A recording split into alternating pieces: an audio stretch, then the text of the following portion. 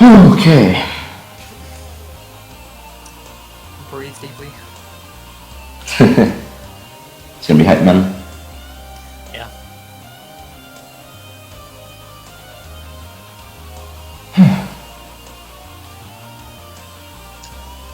Welcome Wolfi, welcome Nader.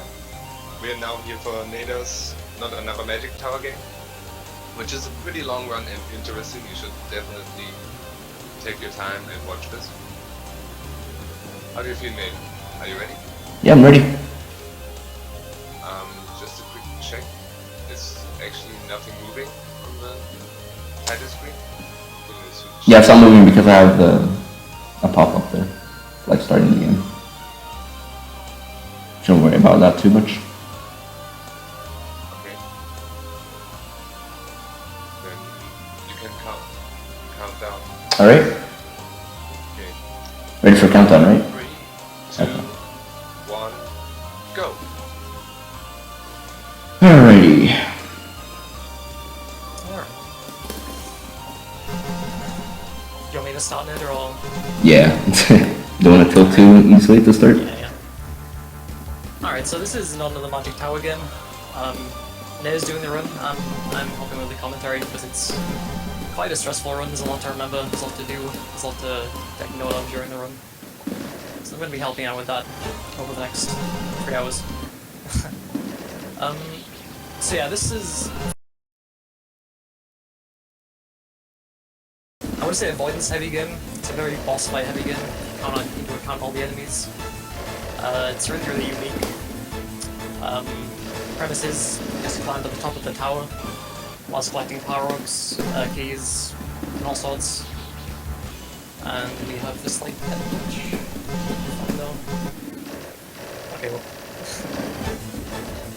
But yeah, early on in the LD floors it's quite simple. It's just gonna be killing whatever enemies you can. The thing about this first floor is that it has in the first save you have the super F there at the top left, and I like to use that as an analogy of like it being some sort of amusement park, saying that like you should be this tall too. Yeah. Could you please turn down your OBS microphone volume a tiny bit? Okay. Is this good? We will see. We'll find out. Yeah, I can't pull this off. We've got a pretty hard jump on the very first floor of the game, which is notorious for being a roadblock for a lot of players, called the Super F. Damn. It's triple frame buffets. It's a doozy. As soon as it gets past that though, the platforming eases out quite a lot. I keep 3 framing. Help. Nader, we need a bit more turned down microphone volume. Sorry. Alright, turn it down a bit more.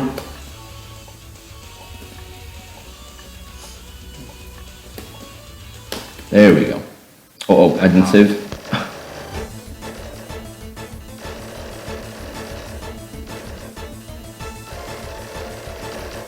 Okay, we got it.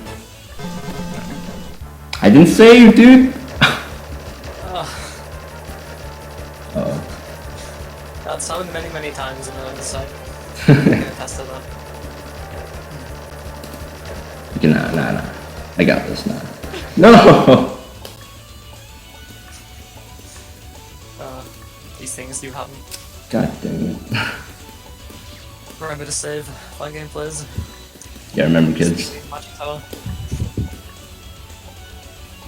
The thing about this game is that like, once you get hit, you don't immediately die. It's like this RPG element in the game. Yeah. And so in this game, you all might notice there's like a health system. okay, now I see. Very important to keep high as possible. Yeah, the reason why I reset on some of these bosses is that like, I'm gonna use them for future bosses, because they are pretty heavy on the damage. Yeah, bosses do a lot more damage than any of the regular enemies you'll see in this run. So it's really, really important that any health that he gets, he saves for those bosses. Because it's not worth taking, you know, all the extra damage on random enemies Exactly. in the long run. It takes a while to do this. We're gonna collect these items here at the right. And we do this for a specific reason that you'll see in future floors. Alright, just jump here is the bane of my existence, by the way. Oh, we got it. I feel like that's how a lot of jumps in Magic Tower go. This jump is terrible. Oh, we did it. Exactly. Hopefully they'll all go like that. Fingers crossed. Oop. Almost missed a save there. There's some pretty brutal like needle segments in Magic Tower, to be honest. Oh, yeah. But a lot of them have strats and setups, which Nader will be doing to make life a bit easier in the long run. That was a pretty rough start, if I like to say. Hey. Happens. Yeah. Alrighty. Now you'll be seeing me opening these doors very accordingly. They're used just for this route specifically, just to make running this game a bit easier. You'll see that blue door there at the top. I will be opening that to make it easier for me to reach the portal every time. Which is why I open it. I'm not gonna open it now, but I will eventually. Yeah, key usage in this game is really, really important. A lot of casual players, on the casual playthrough, I mean, get stuck because they'll open the wrong doors or make the wrong decision and they'll have to change their route or just restart entirely. So that's really, really important to keep track of, especially in a speedrun. Yeah. The route's pretty optimized. It has happened to me that like I soft locked. I'm pretty sure it happens to like most of the players. Yeah. I did it in a speedrun once, I'm pretty sure. I just misused the key and then I was in a bit, Yeah. in a bit of trouble. Alrighty. So a lot of the enemies that you're seeing right now, you'll see bigger versions of later on. So all these little slimes and child bats, you'll be seeing the final bosses of those later The on. final forms. Yeah. See how much they power up. Nice. Got the downwards plane really quickly. Yeah, that downwards plane is kind of tricky. It's like if you take in a line, you can like fall from a certain spot, which makes it fairly consistent. But it's always a bit of a worry. Alright, coming up here to the passage at the top right. This is apparently one of the chokiest parts of the run actually. It is really easy to choke it here. I won't take the save. Ah, damn it. I won't take the save just because I feel confident. But I guess that's not the case.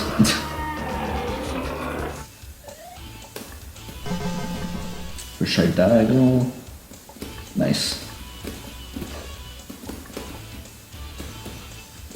Yeah, those of you who are eagle-eyed in chat might notice Yarnanka waiting in the top left. He'll be visited soon. Don't you worry. Just gonna say right now that that boss is pretty not safe for work. Yeah. Yeah, just a bit. Maybe in the final release we'll have a family-friendly version of Magic Tower, but for now we'll have to do with the, you know, what it is.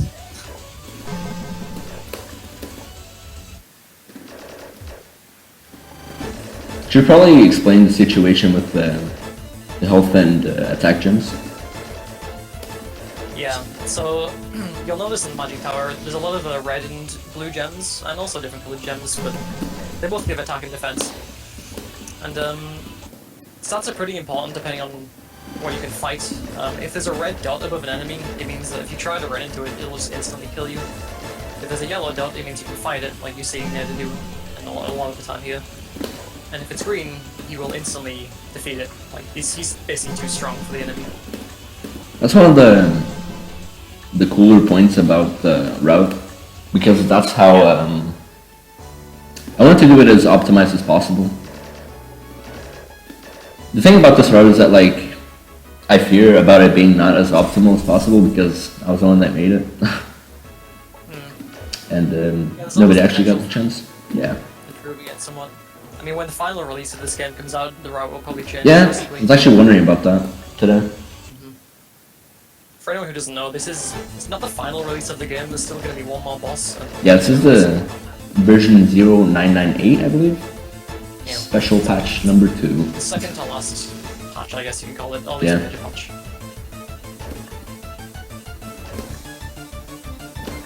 Because we're impatient, we speedrun the game as it is instead of waiting for the final release.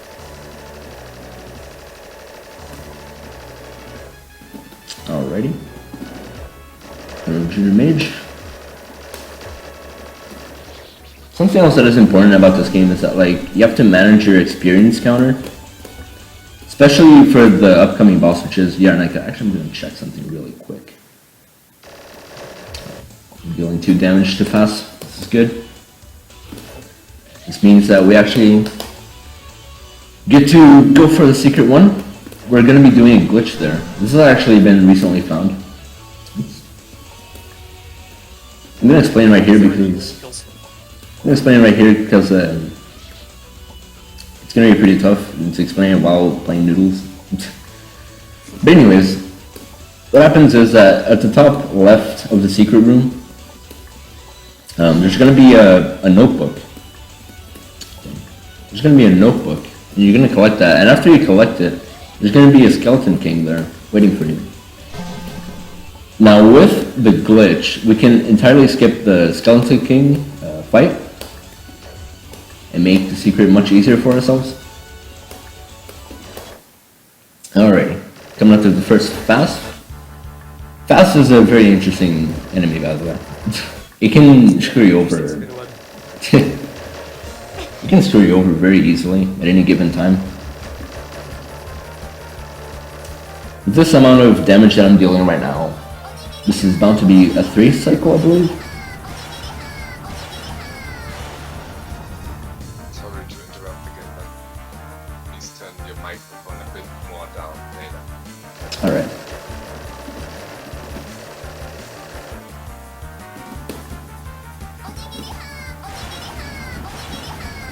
So I think Fast was one of the earlier fights that was made in this game, compared to a lot of the enemies. Which explains the, not bad production value, but you can definitely tell it's rougher than some of the later fights in the game. I'll turn on the mic. Alright, turn on the mic some more.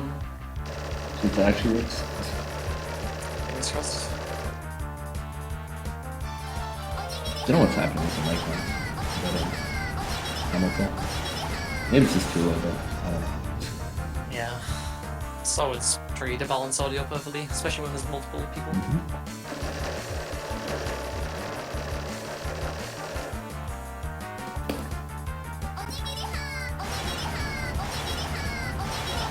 This one's not going too well, but it's better than I thought, given that this is the official marathon one. Yeah. Yeah, there's a lot to learn, there's plenty of time to Yeah. get into the flow.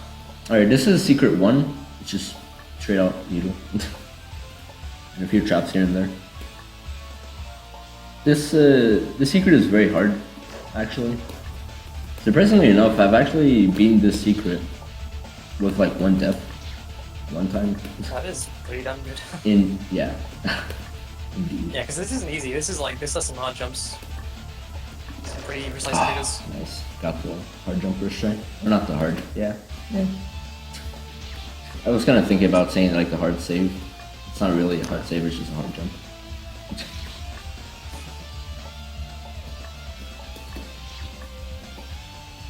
This jump here at the top is pretty tough. Going in and out.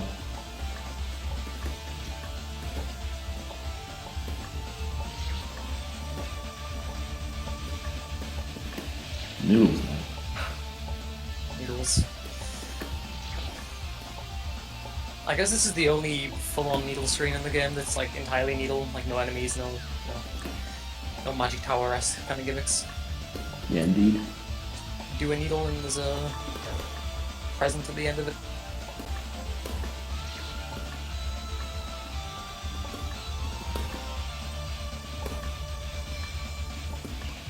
Oh, I thought I died there.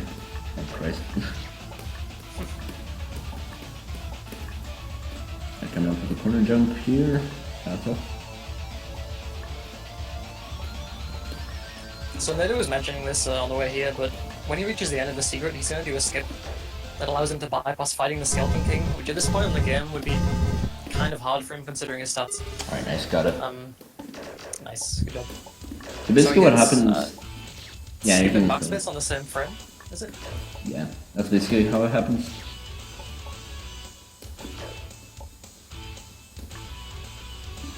You can... Oh, actually, I'm gonna hope that, like, it doesn't mess up.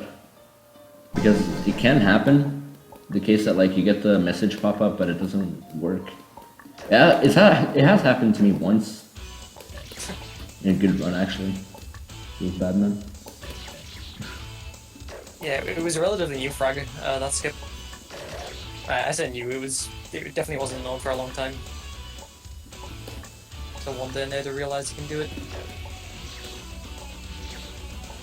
The wonders of this game. There's probably still a lot of stuff that we still haven't found out. Yeah, it makes me wonder what else you can do Yeah. in this. There's probably some really, really cool tricks. I'm gonna do that save jump there because I hate canceling. That's what too. Although on the way back I have to cancel because it's really hard to save jump there. Nice, got it for shy. Nice. Alright, now we're heading up to floor 7, I believe? No, floor 5. Our second pass. Fortunately, we deal 5 damage to this pass, so it's actually goes much quicker. Yeah, it's a little less painful this time. And if you do make a mistake, it's a lot easier to recover because it's not as long of a fight when you have more damage. There's a few fights in this game you pretty much have to do with low damage, and it makes it quite tedious if you get hit later on. So they're always scary.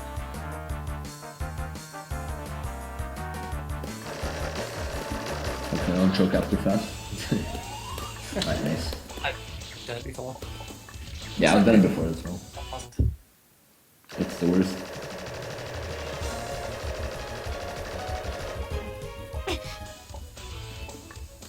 Alright, so after fighting this junior mage, I'm not gonna go back and save, just because the rest of the next floor is gonna be pretty easy to get to the next save. Yeah, it's just like a bad or something, I think. if I remember correctly. Yeah.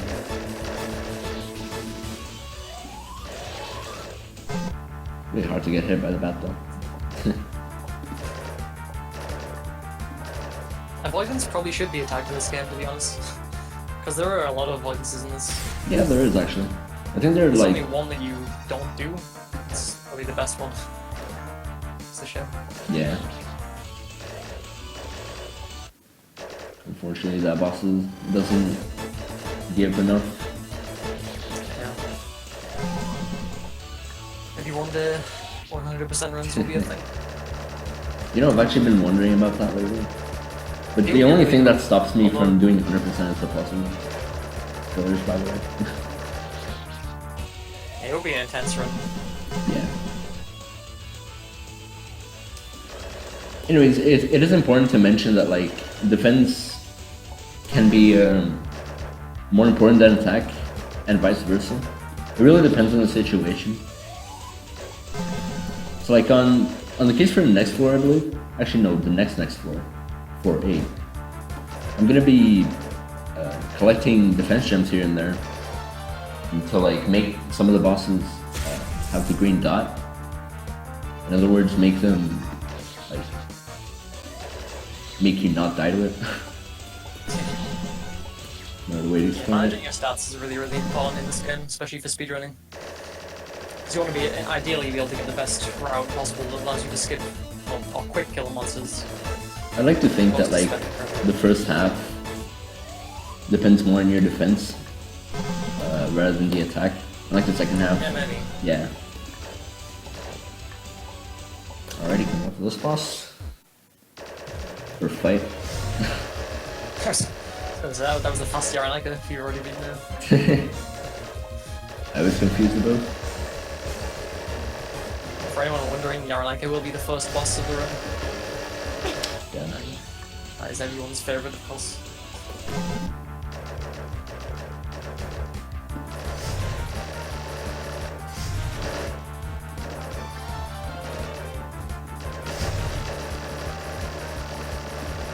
Besides the start, it's actually a pretty decent one. Yeah.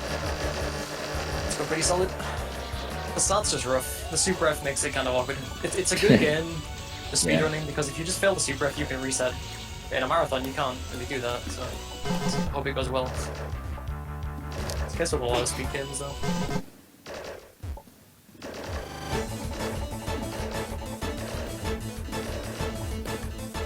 Oh, sorry, I got hit there.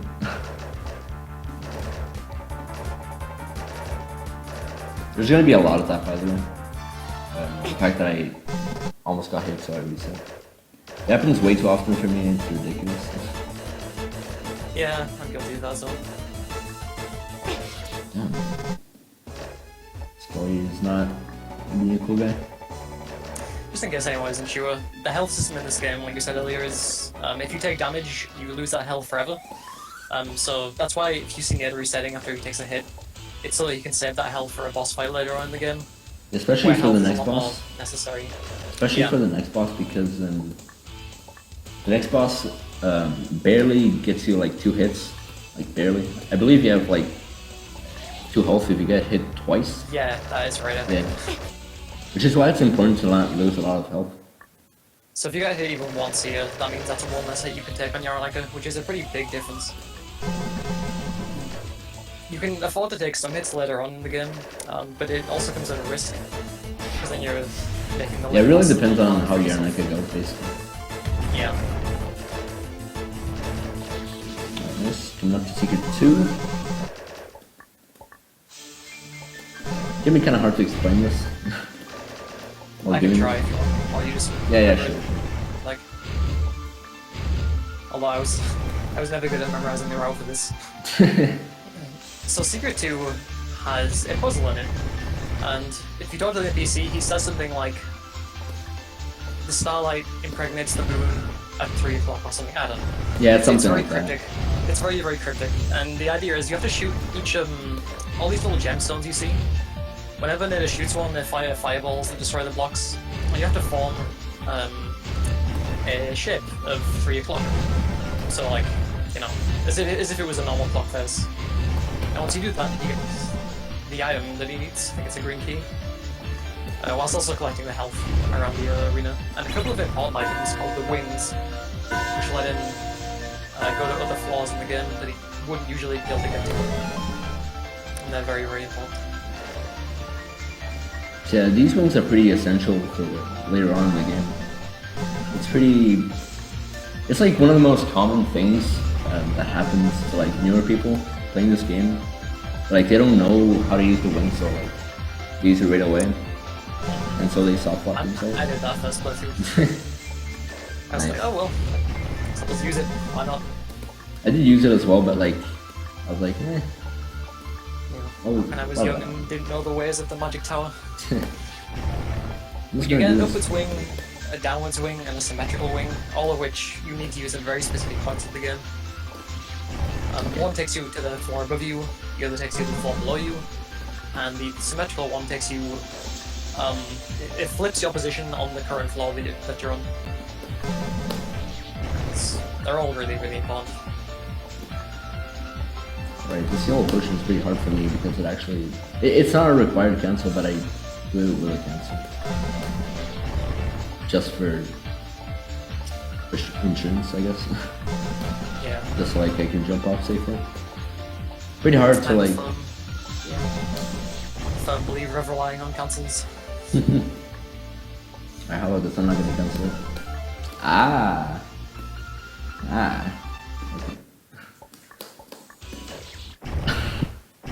Okay.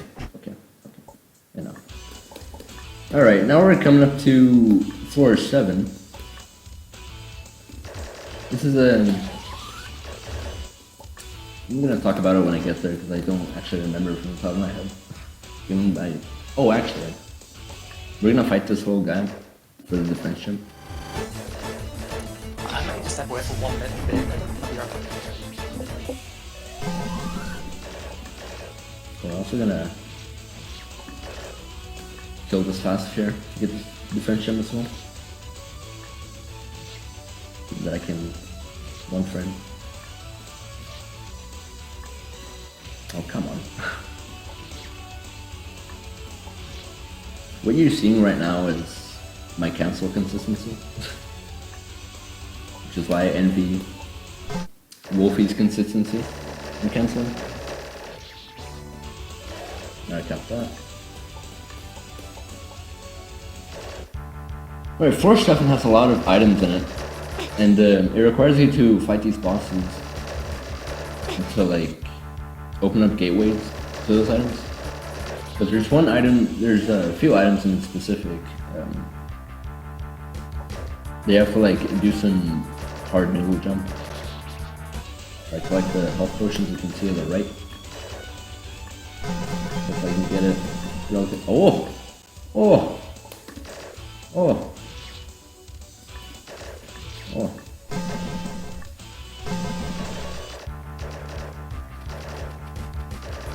Thank God.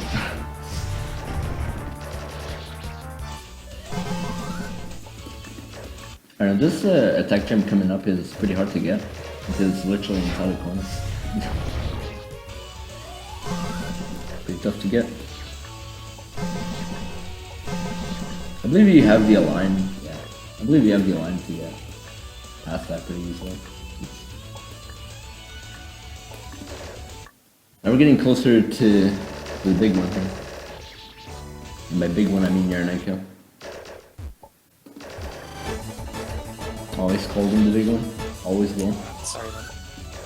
You know what? You didn't miss a single thing. Didn't miss Yarnika, that's the important part.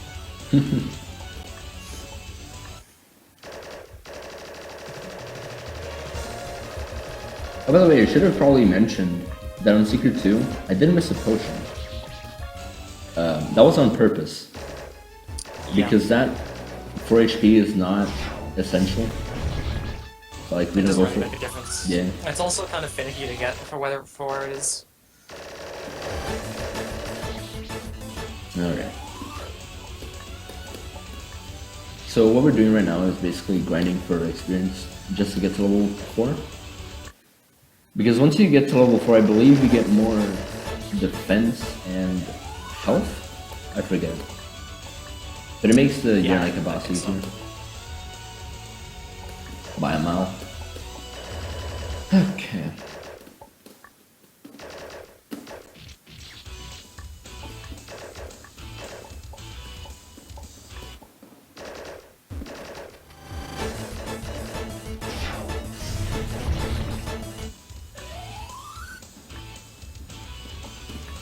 That's got the corner for sure. I actually got everything upgraded. Oh.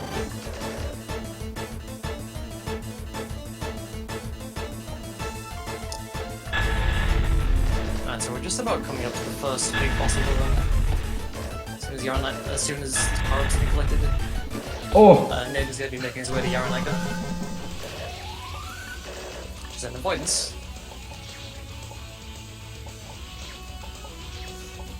There we go. Alright, we're just one step away from the big one. Cool. Close one. Again, reminding that this boss is not safe for work. Yeah. There's like what, 3 specific points that this boss gets? Actually no, Yeah, the entire boss is just... I mean the entire boss is generally pretty, you know, not the kind of thing you'd want to show on the big screen if you're a harder person.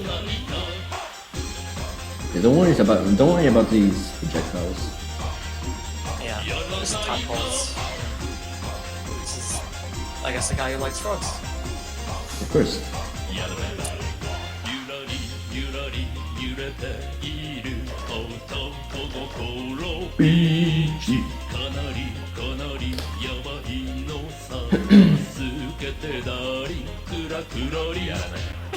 Damn, I don't like to get hit there.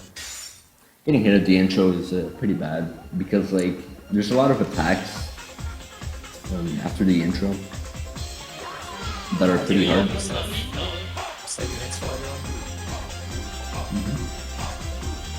So there is quite a lot of pattern in this fight, but there is also a lot of RNG, some of which can be really, really quite brutal. There's one attack in particular that I don't like. You can give really little time to react. Yeah, I know which attack you're talking about. Yeah. The thing about these RNG attacks is that it can either be free or it can be like way too decisive by it. I got half the intro. We're on to a real attempt now. Maybe.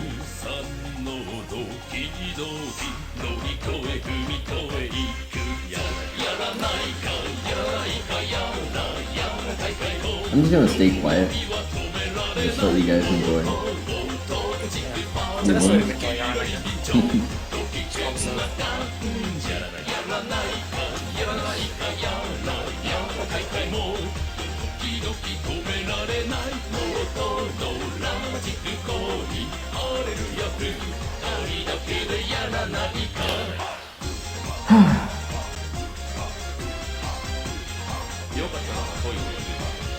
I look away for just a sec.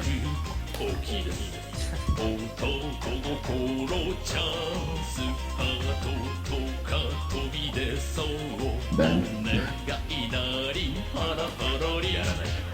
Alright. That's the hardest portion out of the way. Yeah, for sure. The first half of this fight is definitely the scariest part. There's like 2 attacks on the second half that are pretty hard, but you can manage it most of the time. Pretty rare that you get one. There was one particular attack that was a big problem for a while, but that was sort of fixed in the most recent version to take it off there. I think I remember that attack. Where they come from both sides. And, like, Yeah. That's the one that I was mentioning.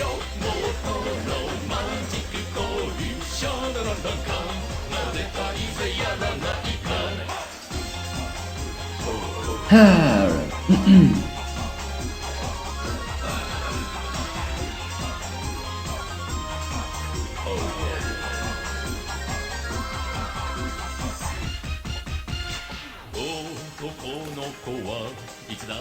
Alright, oh,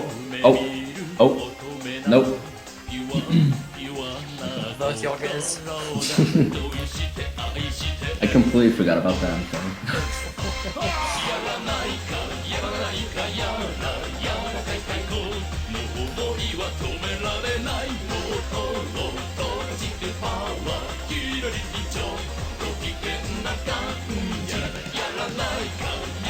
Alright, I'll start attack.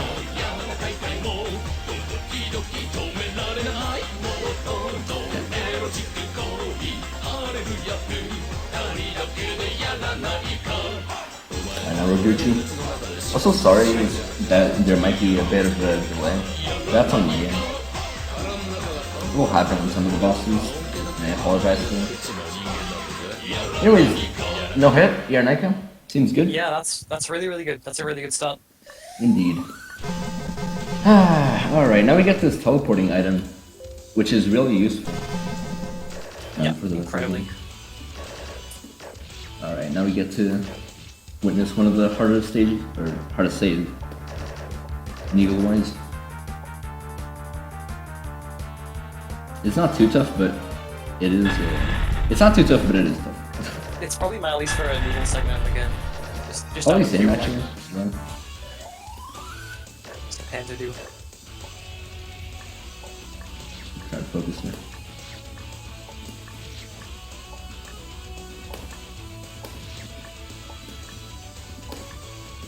Nice. Nice. Okay. Now we got this boss. All I'm gonna say about this boss is that this boss is annoying. Yeah, he's probably one of my least favorite enemies to play against. I always get hit, like, It's yeah. most of the time.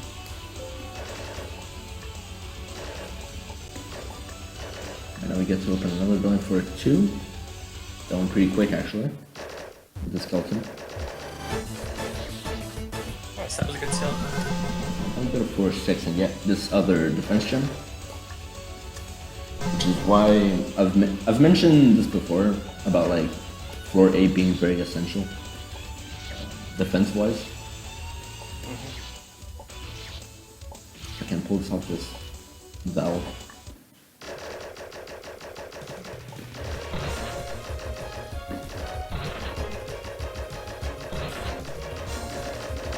So because Yaronika was no hit, there are a couple of opportunities now where if Nader takes a hit late into an attempt, he can go by and not reset because the damage will be low enough to sort of, he can kind of ignore it.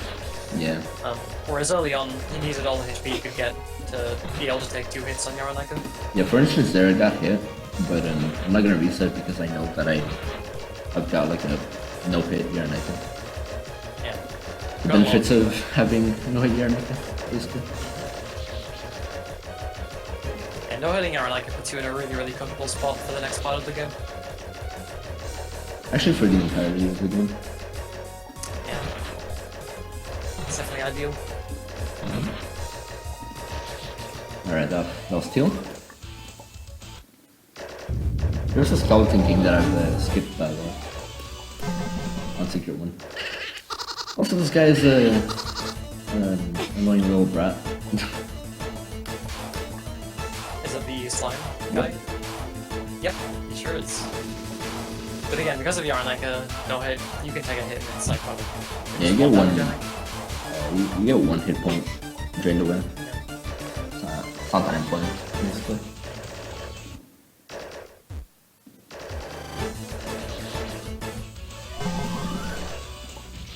Alright, now in comes Resident Sleeper Part number 1, as I like to call it. Yeah, this floor goes by painfully slowly sometimes. It's just corridors of the same enemy multiple times, which isn't too bad if the fights weren't long, but we've got the Junior Magicians, which are kind of really, really long. I guess like 40 seconds per fight or something, I guess. Yeah. It's not particularly difficult, but it just takes time. I should have probably saved. Yeah.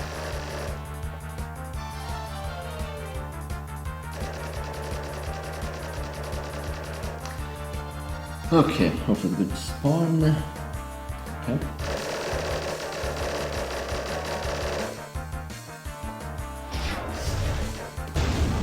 Okay, good. We're good.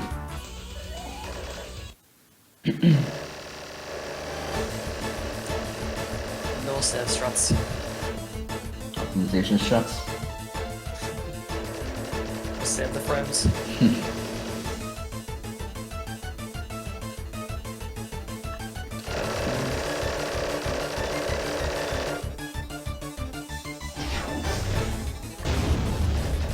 Alright. The Resident Sleeper part is not over yet, by the way. We still have these skeletons we have to manage through. They're pretty tough overall.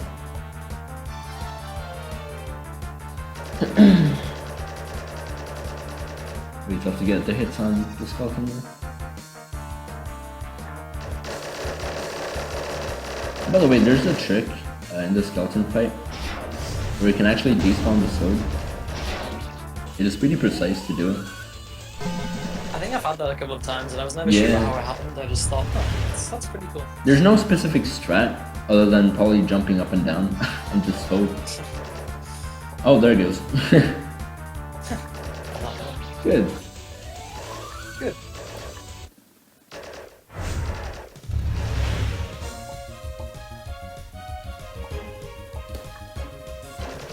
Nice. Alright. Last one.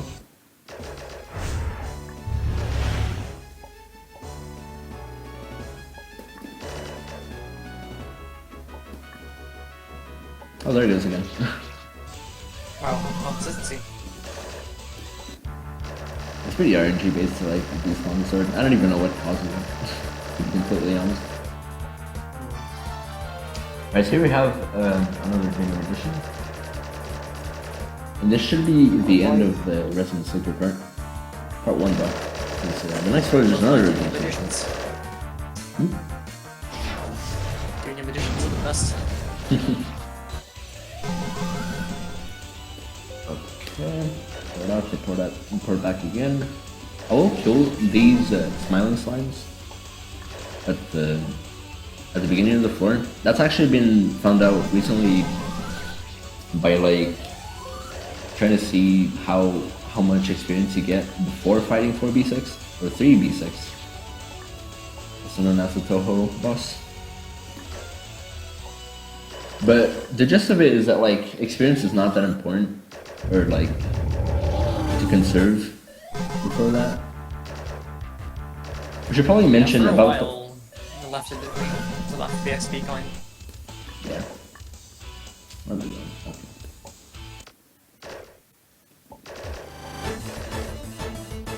Yeah, that XP coin gives you like half as much, or like adds like half the experience.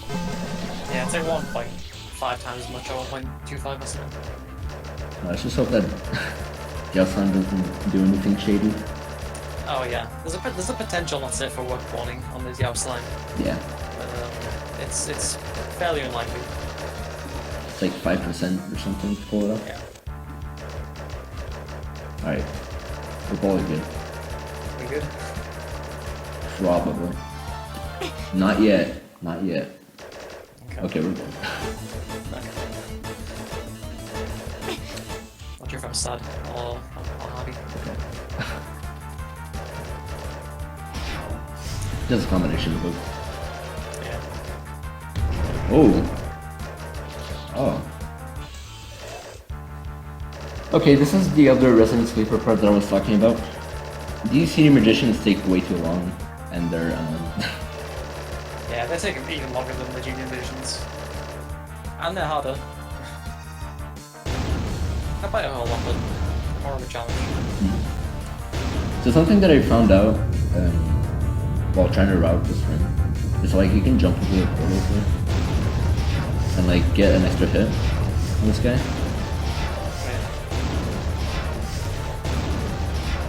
I was never sure if that was doable without taking damage from the cards. Yeah, same. I actually never like had the consideration of doing it until I saw the achievement saying you should jump into the portal. That is no good. No good. No. Ah. Come on, man. Rock it in.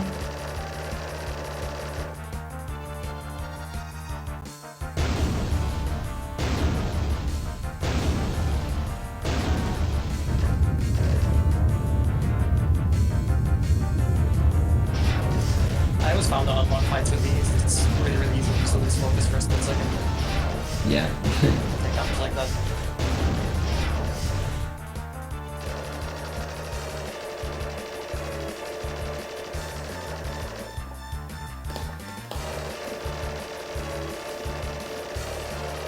Okay. As for these two fights, we should be Resident Sleeper free.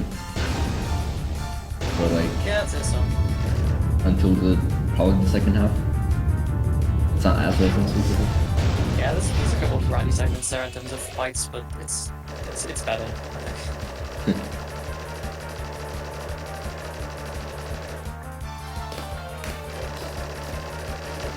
Okay.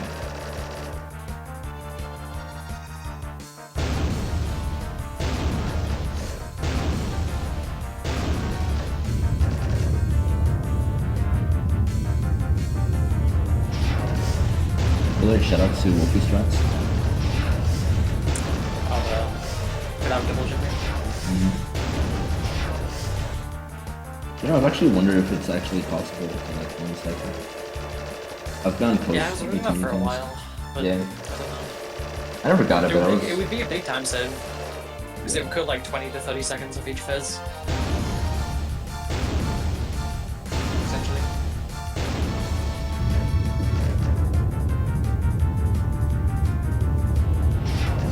Alright, we're good.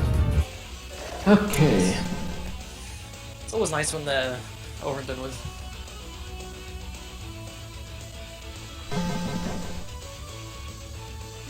What's going on with my game? Kind of dropping frames. Not like this. Like this. You can always fix this in. Alright, so now we're gonna talk to this thief right here. If this thief opens up basement on floor 0, it makes it possible to like fight the next boss, which is Fashilium. Also, there's a new trick there. Basically, like save after talking with the guy. Now we pray for this room. Yep. Also important to know is before you can enter the basement, you need to sacrifice like 100 HP, and if you don't have that, then you're soft locked unless you can find a way to Yeah, get in. actually, if you get hit twice on your neck, you have to take a detour on the road to get more HP. So again, HP is always really, really important to keep track of in this game. Indeed. So the basement is a really long auto scroller, and the only hard jump really is at the very end, Good. which isn't ideal. As a liquid habit. It's about a minute long or so though. This can Yeah. really Then to the make last over jump speedruns. costs a minute or so. Yeah. Hopefully I don't choke it.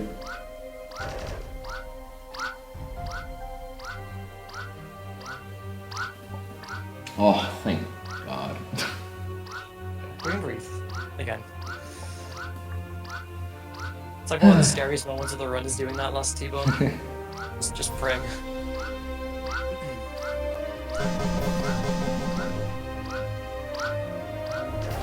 Alrighty. Now we get to get the ancient coin. That's right.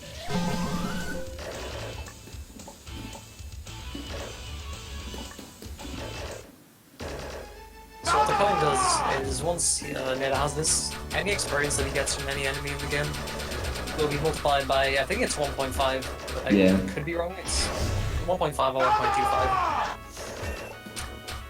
And it helps the experience flow a bit better for the route.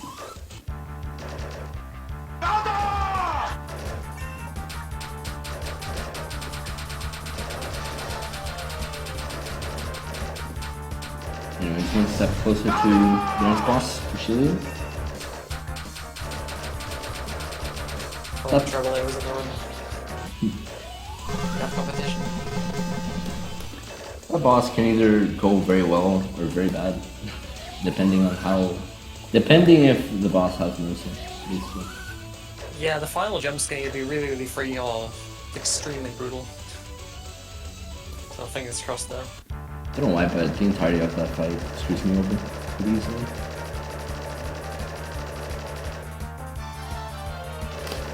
Anyways, I believe this is the last Senior Magician that we fight. Actually, no. But, we're close to finishing off this guy once and for all.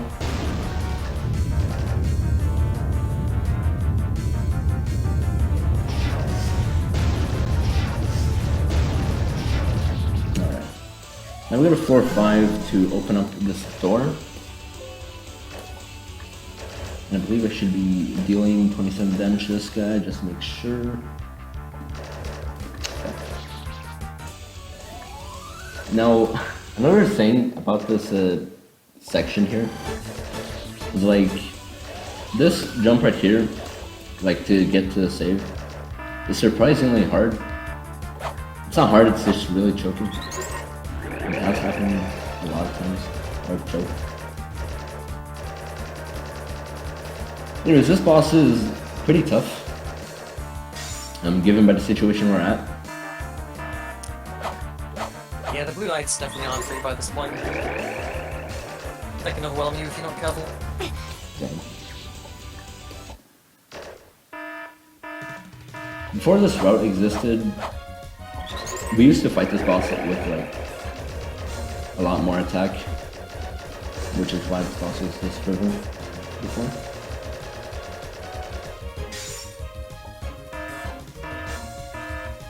I really hope I don't take too much time here, by the way.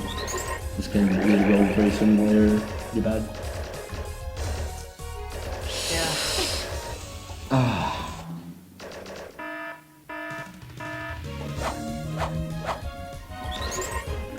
That's unfortunately how it is in Magic Tower. There are a lot of moments that can either go really well or really badly. More so than most games. That's why I set the estimate by 3 hours, just in case. There was one point though when I was practicing for the marathon and I got like almost world record, like I don't know.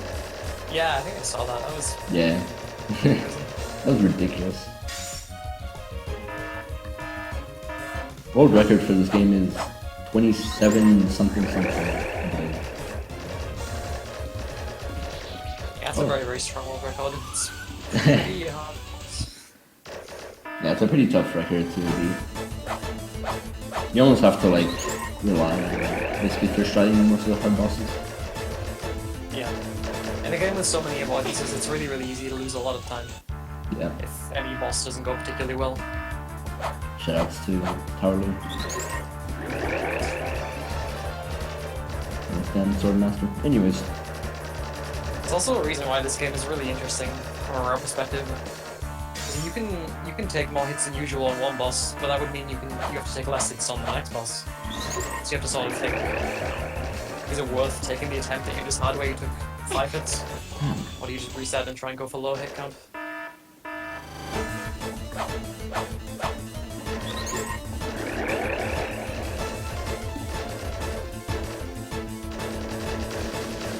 So basically this boss like requires you to have a free cycle of them, which sucks.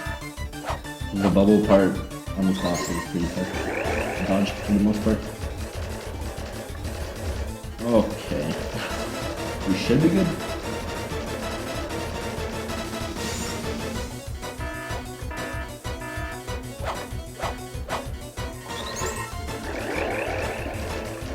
Nice. Okay. Okay. Now we go to the basement Off to the basement. again. Now here's when we use the first wing actually. Oops, on key. Yeah, if you remember the wings that we collected in Secret 2, Nader's going to use the downstairs wing, which is the only way he can access the very bottom of the basement at this point in the game. So anyways, if you saw in the beginning of the screen, there's a button there, at the bottom left. That button activates these RNG encounters.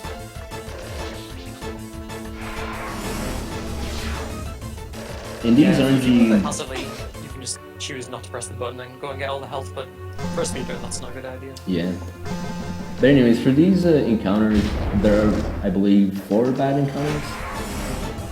Being Senior Magician, Variation Skeleton, Junior Magician, and another boss that I can't remember off the top of my head. Yeah, there are some bad ones. Yeah. In the basement, you can get any random encounter from this point in the game, apart from, I think, Super Fast and Wannabes.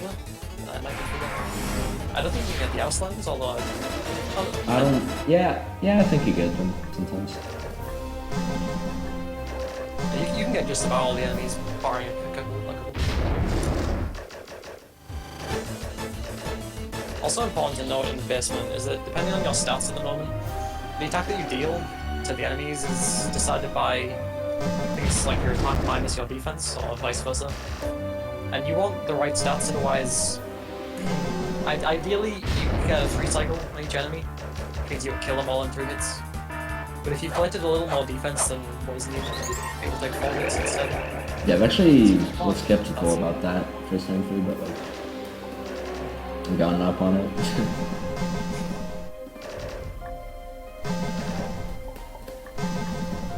Alrighty, this has been going decently so far. Yeah, I don't think you can get super fast anymore. I think in the latest version that was changed. I could be wrong, but I'm fairly sure. I think what happens is that, I don't know why, but I think I remember one playthrough that like someone got super fast in this basement. Like Yeah, I have no idea. I know Stonk did, I think. Yeah, but I have no idea how that happens. Like I don't think I've ever got skeleton if you exclude my first person. Oh come on, man.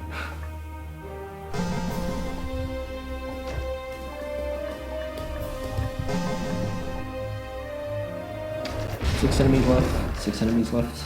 This is mediocre.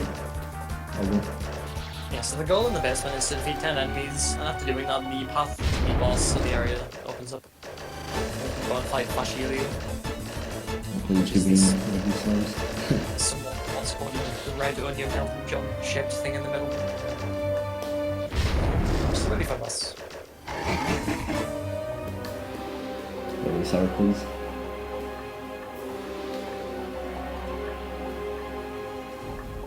Okay, so the goal here for the marathon, just as a the goal is that like I want to get sub 1 officially. Pretty tough to get, but hopefully it Yeah, it's happens. tricky, but it's a good milestone. I think my best time after officially was like 49 something. It's ridiculous. It's a pretty good start. That is pretty ridiculous. Save please.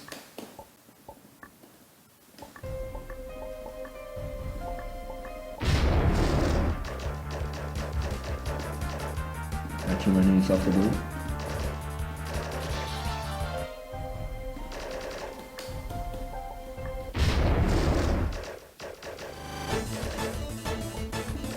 Perfect enemy to finish this off.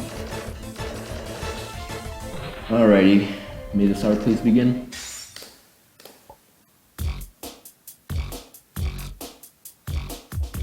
Oh, in fact, you can actually send her for the entirety of the start.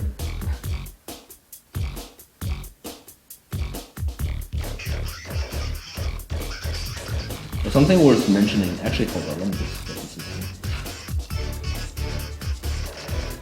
in. I could, no, that's what happened.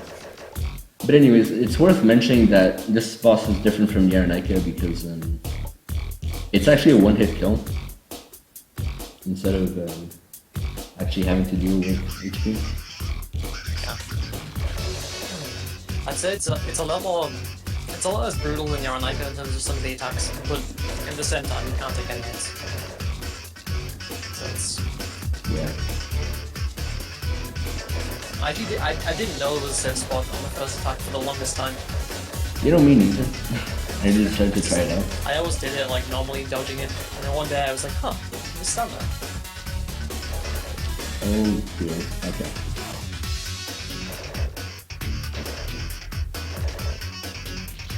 Ah, that was my bad.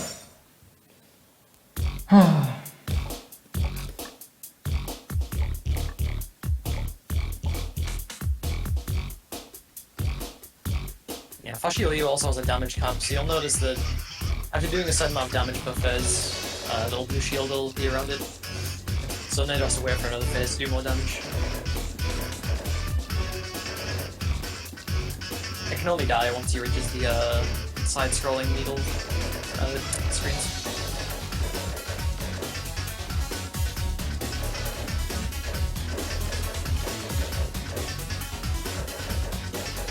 I don't know why, but this shape is really large. I'm surprised I haven't done it honestly. Wait a second.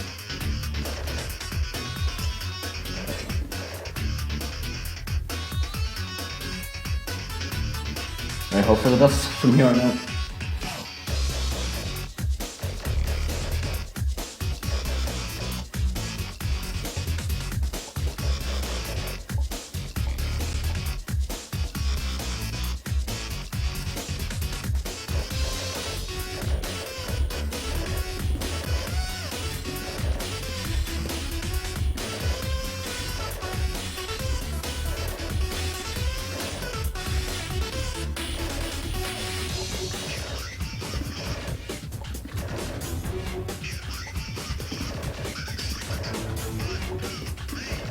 Oh! Oh, so close. Okay.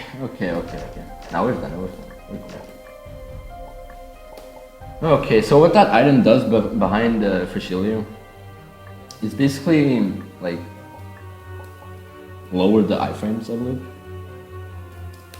Which is pretty... it allows for a few quick kills on enemies that you couldn't get prior to now. Which speeds things For example, this one, you can get a pretty... Oh, I missed it, but... the next one, probably. I wasn't sure if you died or not when you made that noise because I'm still watching on stream. Yeah, exactly why I thought we were good. Okay. What are we going to actually? 7, right?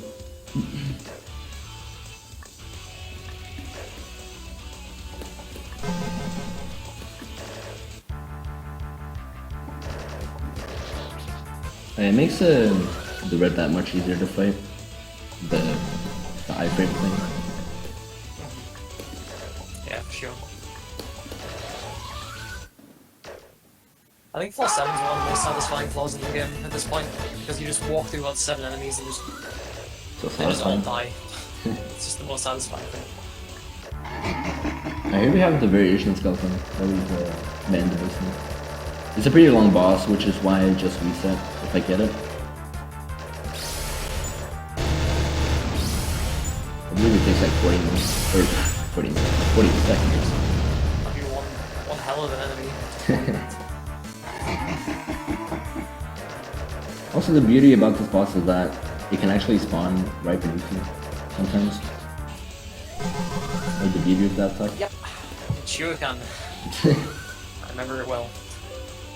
So now we're gonna kill this little dude. We'll go to floor 2. And finish off this floor. Once and for all.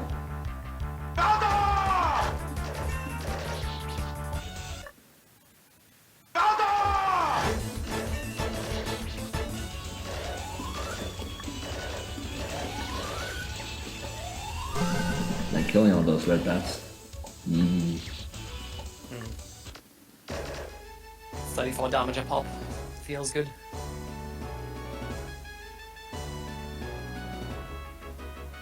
I got grass. Grass is the best attack. Just trying to do a lot of hits. Yeah, there are 5 attacks on this enemy you can get. The only one you really don't kind of want to see, honestly, is that gold, but it's kind of Yeah, you pointless. can barely get any hits on gold. You can get like 1 if you, Yeah. you know. 2 if you're lucky.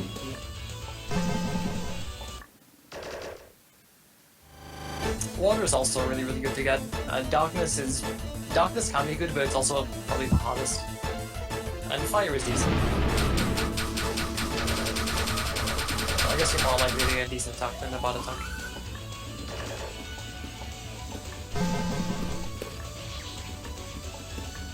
And I have this little short hop jump here. Top left. Just double cross.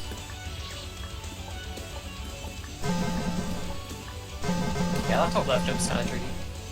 For which floor that one? 4-9? Yeah, I think so. Sometimes I don't remember my route. It can be kind of tough sometimes. Yeah, I mean, that's why I made notes. I actually memorized the entire movie, but like, yeah, I don't know. Maybe I should like from. I'd always go to the wrong floors at different times and have to keep on looking at my notes.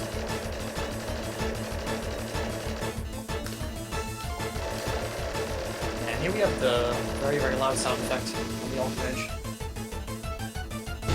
Yeah, indeed.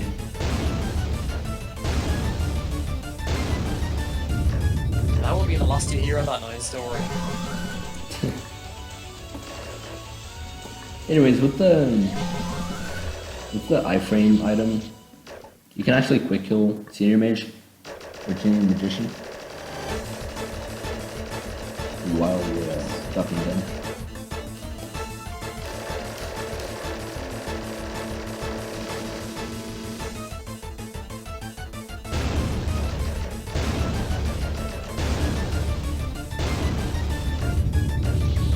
Alright.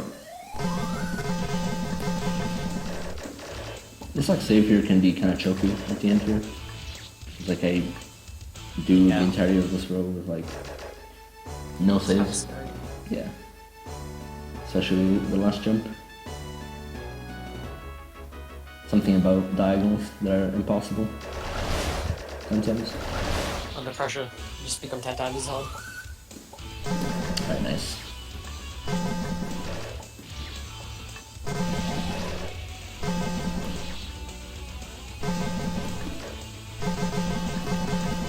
Oh yeah, now we fight super fast. Let's go. Yep. Wolfi's favorite Oh enemy. boy. This fight. Anyways, what I'm trying Actually, to...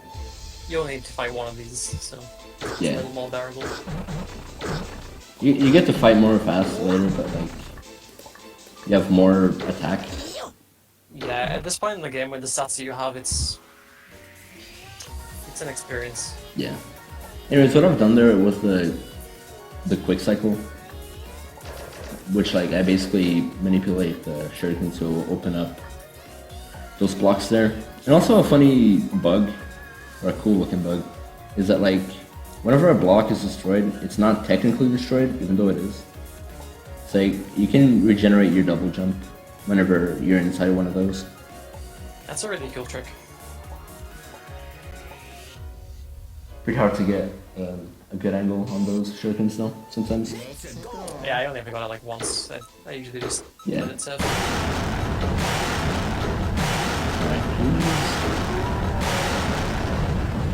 This part of the boss is hectic. It's a pretty easy choke point. Yeah, it's a bit all over the place. I'll say boom. Okay. Alright, that's a lot of weight out of my shoulder. You got it? Nice. Yep. Yeah, it's one of the biggest reliefs in any Magic Tower speedrun is down in your super fast. Just a big load off. It is a long fight and you do not want to die or take a hit near the end because it's just like a minute gone. It's soul crushing. Anyways, an interesting thing that I've done here is I didn't go right away and fight Senior Magician, just because the item that's lying behind the Senior Guard is like what, 7 defense gems in total? Yeah, something like that. Just makes the Senior Magician free. Yeah. Which is why I get it first. Gotta have that optimization. Need soundtrack. Yeah, this song is great. Did anyone ever find out what this was? Because I think I this is like... actually have no idea. If anyone knows this song, by the way, I'm pretty sure we've tried for a long time to find the name of this song, and like none of us ever found it. So if you know, write into Fangame Marathon and let us know. One day we'll find out. By the way, I probably should have mentioned how this boss works. You basically just shoot the red keys and not shoot anything else. And if you do, that's what happens. Yeah, you can't damage this guy by normal means, you have to hit him with his own code keys. It's actually really, really fun. It's probably one of my favourite fights in the game, actually. It can get annoying sometimes though. Yeah, Oh, sometimes. please.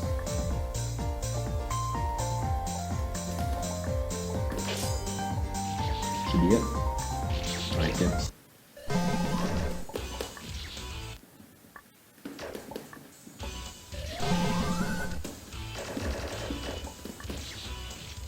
Okay. We should be almost home free up until the Toho boss. Yeah, at this point it's just cleaning up.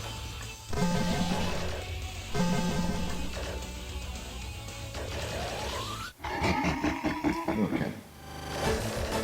I'm gonna fight these 2 creation skeletons without saving. Hopefully I don't get hit.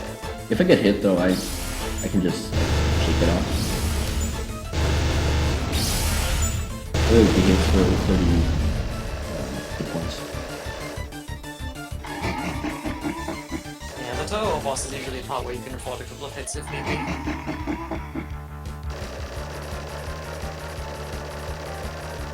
We're actually coming up to the end of what would be the bad end of the game. Yep. But because Nader has collected all of the keys, doing everything as intended, the lots more content to come. Lots more Magic Tower. Alright, that's it for 4-9, I believe. I'll go for 10 and finish it off later.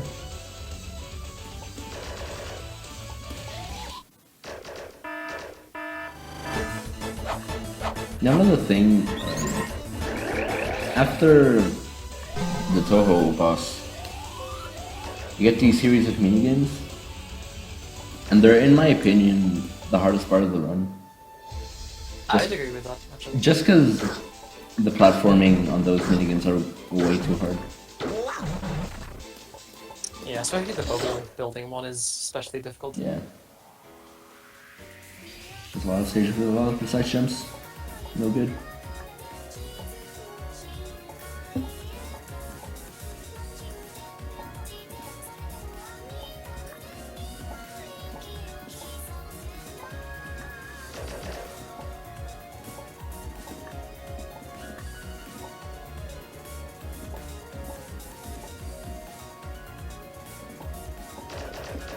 Okay.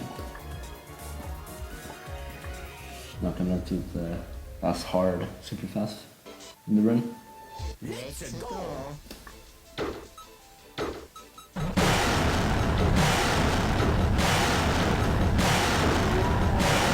Ooh, that was tough on you.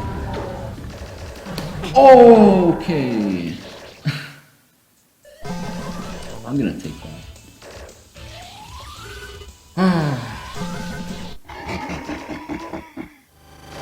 The curving in some of those orbs are way too misleading. That blows, but I can avoid it. Yeah, that's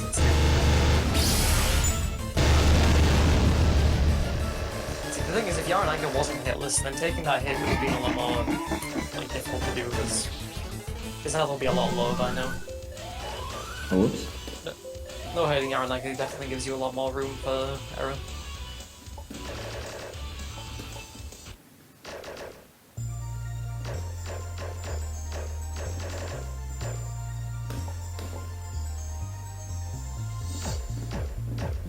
Coming up with the last senior guard before battling. By the way, we should have mentioned that there are keys scattered around this game. And those keys open up the door for like content after a bad ending. Oh, keys with that. Yeah, there are 4 keys that you need to access basically what's past bad end, which is a lot of stuff. Yeah, bad ending And is to get all like, 4 of those keys, it requires you to play cleverly with your key layout and make sure you do everything basically that's in the bad end, including the basement. yeah, bad ending probably constitutes like 40% of the game, I think. Yeah.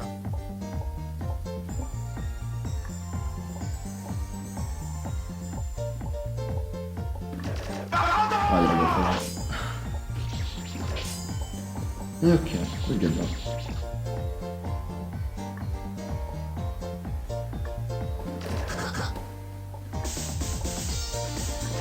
Rocket spawns.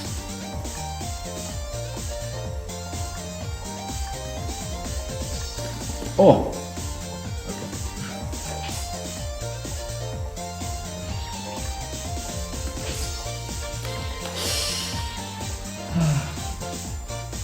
Come on, just let it run. Okay. Alright. Now coming up to 3B6. Toho of Wardens. Yeah, a third boss of the game. It's a relatively long Wardens, like 4 minutes or something like that. Yeah, it's pretty lengthy. It can be pretty easy to lose some HP here and there. Probably anywhere, actually.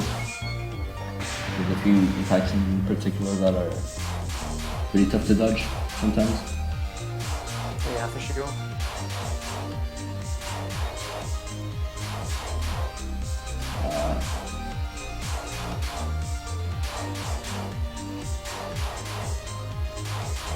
This stack is always awkward.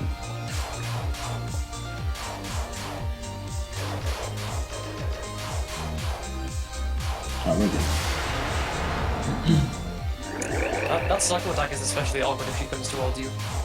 If she goes off towards the right, then it's fine, because the red just bounces off the edge of the circle. It's easier to read. It makes me wonder if you can actually manipulate the circle, even by your Yeah, I position. wondered that, but I assumed it was just random.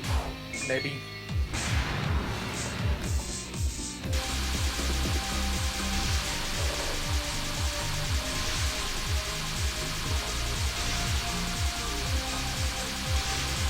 This is the notorious curving attack. I say notorious because it's actually one of the harder attacks for people, I believe. Pretty tough attack to read. Yeah, usually if you get hit in the run, it'll be on this attack at least once. Towards the end, a lot of bullets come in. It's pretty difficult to read. Alright, so the next attack from this form is actually like the second hardest attack. It can get pretty brutal with the RNG.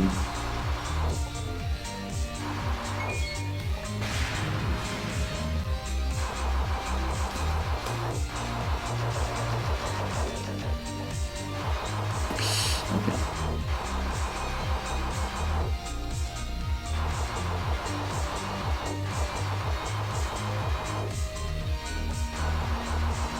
By the way, I probably should have mentioned that right before the boss, I've upgraded myself to level 8, I believe.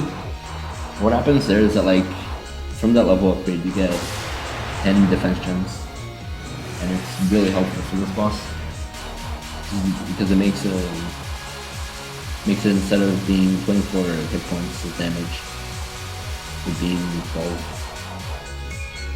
Yeah, that makes a big difference, especially on a boss where it's likely that you might get hit at least once, but it's long enough that you don't want to reset.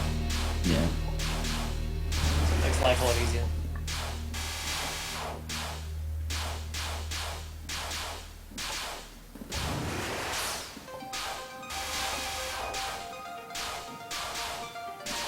Alrighty. It's the hardest attack in this boss. It can be pretty hard to read.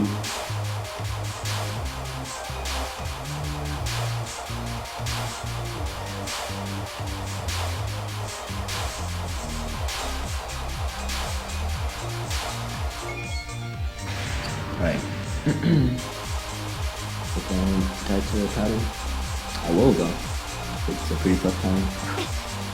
Oh. That was unexpected. Yeah.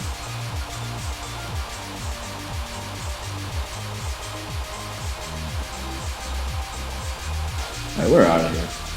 We're doing bad ending. Nice. The door to the left right here opens up bad ending. The door to the right though does some weird things. Yeah, things change. Things change. And this game Alright. gets a whole lot bigger. Now here's where we have the minigames now. I'm just gonna hope for the best. What are you doing first? I'm doing fingers. I'll do this one first.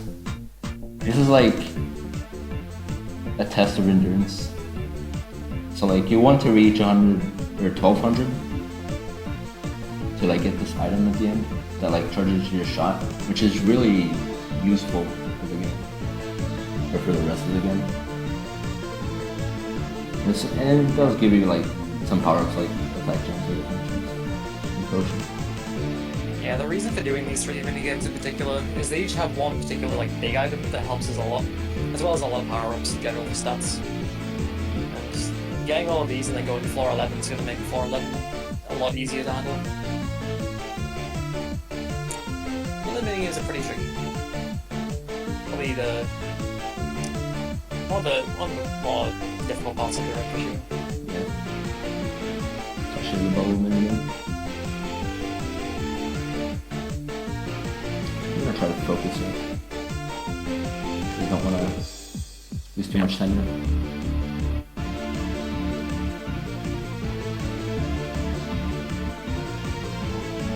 You can get tilted very easily on these moves. Right, confirm that. So please, without pattern.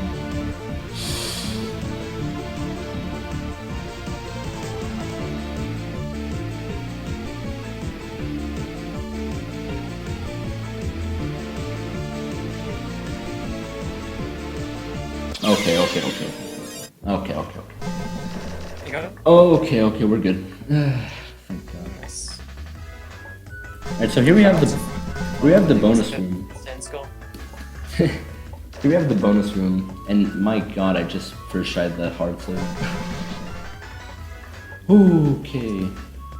The bonus room here is like scattered with items here. The more points you get on the minigame, the more items you get.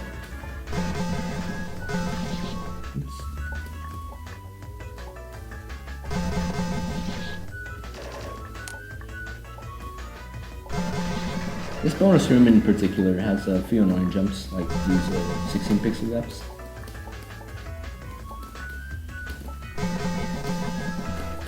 Okay, we're through. Thank God. Nice. That was really fast. Yeah, that was a really, really good one. I think this Feels good, man. feels amazing, man. I know. Now here's the fun part about the bubble minigame. Fun. Basically, you get these items well, not items, but like objects that you collect to like place it around the room. Use that to collect these stars, and it's pretty important to like get all these stars, except for maybe 3, or definitely 3. But the point is that in the bonus room, it will determine how many items you get by the amount of stars you get. I will skip some stars, particularly on stage 5 and 6, and another 4 that I can't remember. 10? Somewhere around there. Yeah, somewhere around that. That's right. Anyways, the stages that I'm most worried about is this one, stage 8, 9, and 10. They're very brutal for that reason. For that I'd say specific this is probably the hardest minigame in my opinion. Yeah, Some of it the is. jumps are really nice, timing wise. Parts of me say that Echo Shift is easier. Yeah, maybe. But you probably should have mentioned that Echo Shift is the only minigame that we don't do, just because it doesn't give us any power-ups or anything. It just gives us potion and keys, which are pretty irrelevant, or redundant I should say. Echo Shift does get some screen time during the Fyro fight later on, but other than that, Echo Shift is just not in this room.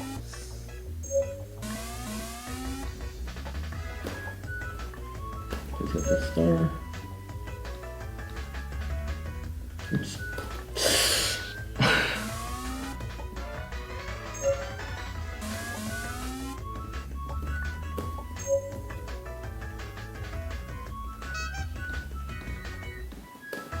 Oh, come on, man. Why am I doing this? I mean, This it's is probably my like hardest level, by the way, on Bullet Builder. Yeah. I always just spend an edge here. okay. That was interesting. Okay. Corner jump had mercy on me, thank God. Alrighty. This stage is it's fairly easy. All I have to do is a few 16 pixels here and there.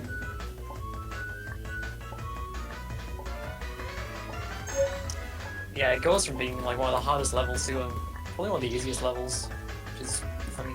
Thinking face. Yeah.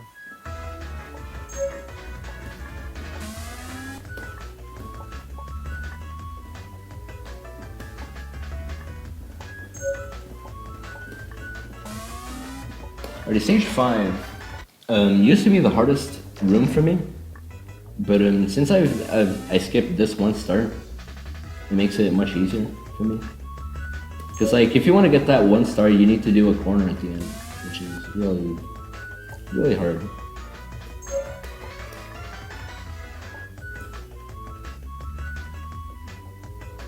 Ooh, I don't know about this height. Okay.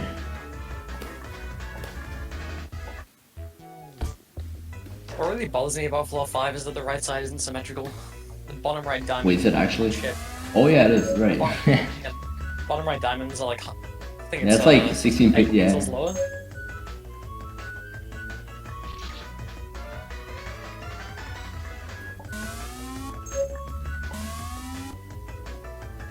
Okay. This is one of the easier stages as well. I think I said mistakenly that this is the stage that like I skip a star. This is the one I meant, stage 7. Just because 16 pixels are bad design and nobody should use them. Smiley face. Nader smile. Alrighty, stage 8. Let's go.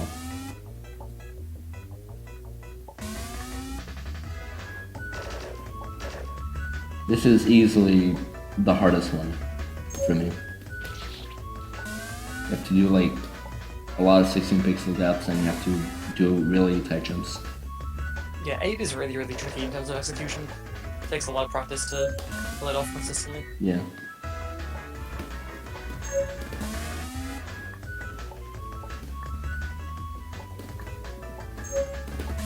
Okay, please. I'm gonna wait for another cycle. Okay.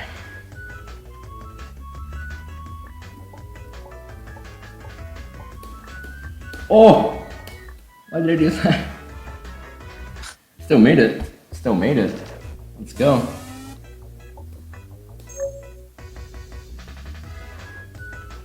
Alright. Stage 9 has this 16 pixel at the end. You know, something about this minigame is that like only the harder floors like contain 16 pixels. Yeah. The thing about 16 pixels is that like it's pretty hard for me to like move one frame at a time. And I can't set up properly.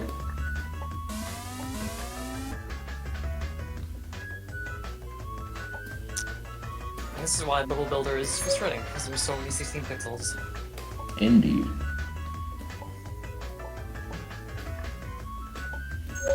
The Okay. design of it's still really, really cool though. Alright, last stage. Nice. So we have this boot here in the middle of the screen. So what I'm going to do with that is I'm going to press backspace after collecting it. And what it does is that it autosaves me collecting the boot, like that. Which I don't know if it was intentional or not, but Yeah, there's a couple of times during the run where Nader's gonna use backspace to leave the room, like a special room that he's in, just to get out fast. And it'll usually save progress, like it won't reset. It's really, really handy. okay. I want to say probably not intentionally, but Yeah, I don't know. it probably won't get fixed. Oh, excuse me. It was amazing, man. That was really well. That minigame was fantastic. Okay. Yeah, that was a good bubble. Sure. That was really good. Alright, now coming up to the last minigame, the side tower. This is my favorite minigame. Yeah, Probably from it's great. the bias because I've done Church Impossible. But basically you get 10 lives to survive all these rooms, and you have to switch some switches for the bonus room after this. Alrighty. I will take some intentional damage just to go by some floors faster, like this one.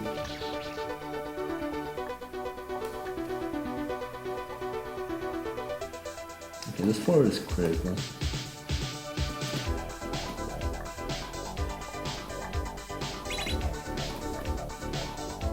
Nice.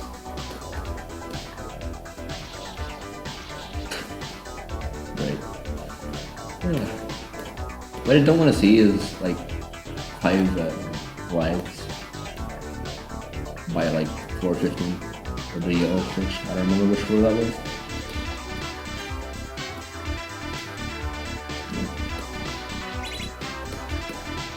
Okay.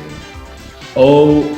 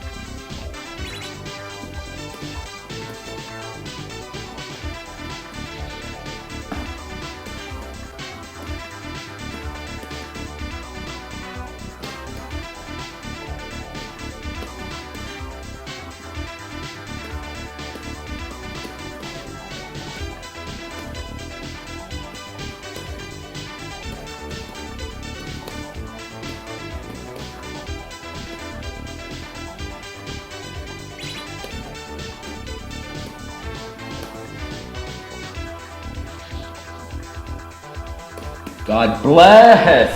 Yes! Alright. Oh, got me worried there for a second. Jesus.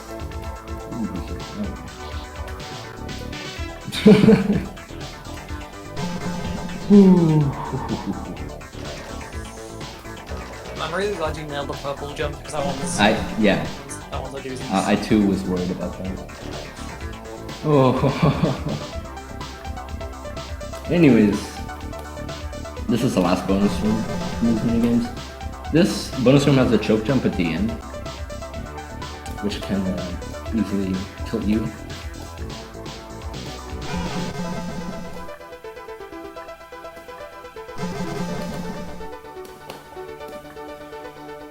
Okay.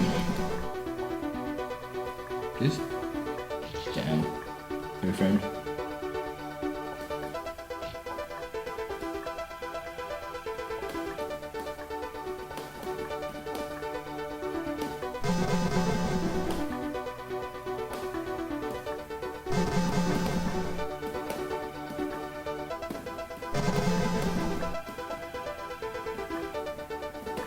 Alrighty. Welcome to the second half of the game. Okay. That was a really, really good sound. That was really good, yeah. Like, way too good. What's up, boy? I don't know the time I'm at. I'm just like basing this off my game. Is it? Yeah, I didn't notice what time you ended, but it was strong. Yeah. I should say. So from here on, you're going to be seeing a lot of new enemies. There's some pretty cool production value on some of them as well. Oh! Horrible cost.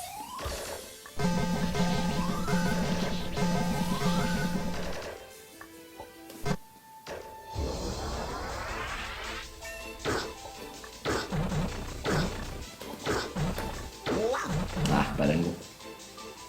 I'm fine with this one.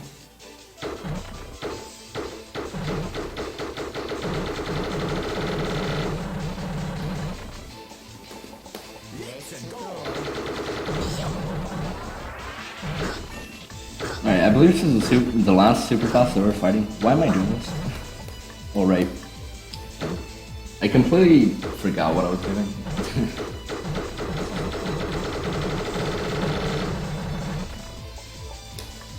Nice.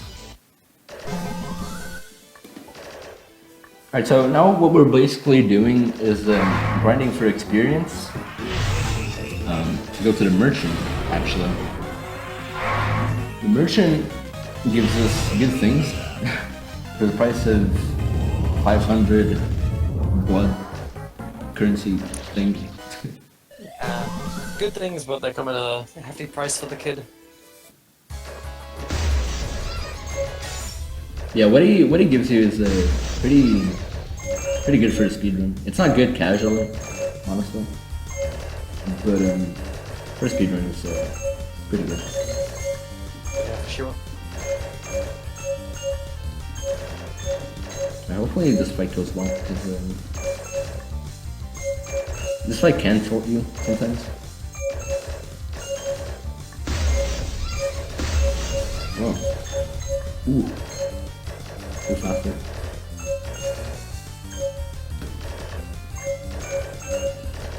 Nice. One more.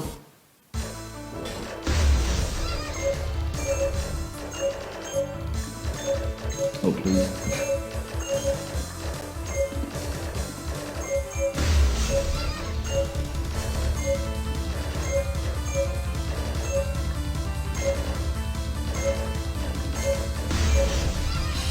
Oh, that was close. Oh. Okay.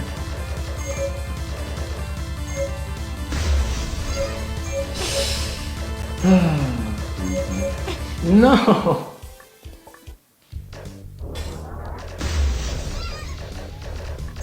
God damn it.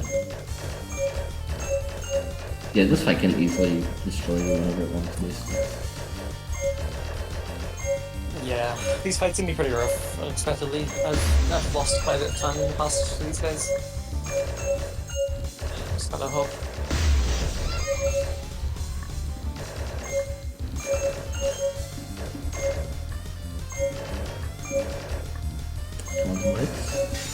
Please.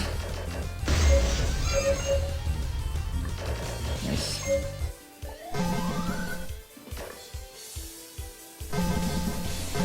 Alright, now we open these doors. Normally for a casual playthrough, opening those doors would be critical if you want to go for optimization.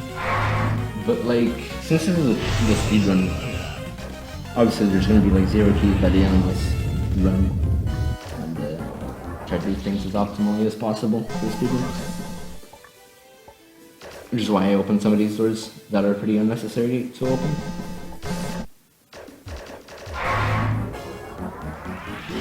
They're necessary for the speedrun because like, you know, all the experience.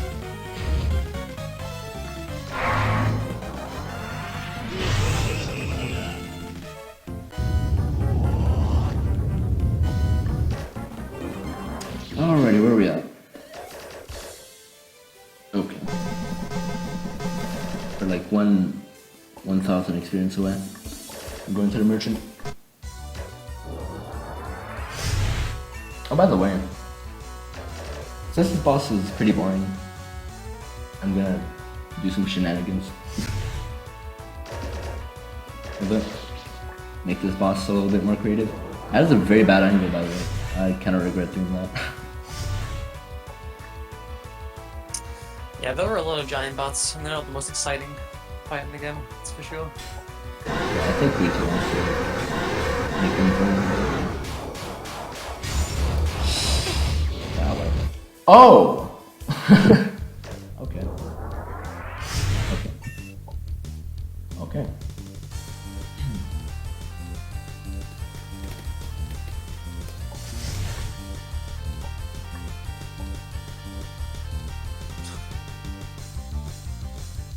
That was great. That was something. It always looks good on giant bot until the last like second. Is usually how it goes. Yeah, after he becomes vulnerable, this boss becomes like much harder. Which just hurts the fact that it's so long. Yeah. And it only gets like be a problem at the very end.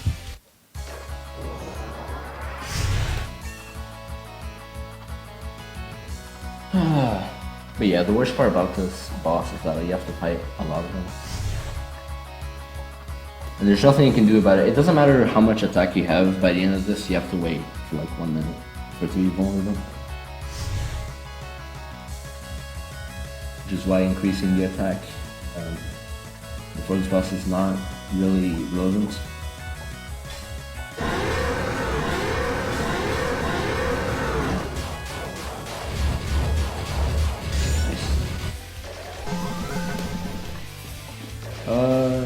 Now we go to the next floor. By the way, I will be using another wing here shortly, the upstairs wing, just to grant access to floor 13. Normally you won't get access for that floor by like walking up the stairs or whatever. You'd have to use a wing. So if you use that wing before, you just basically softball.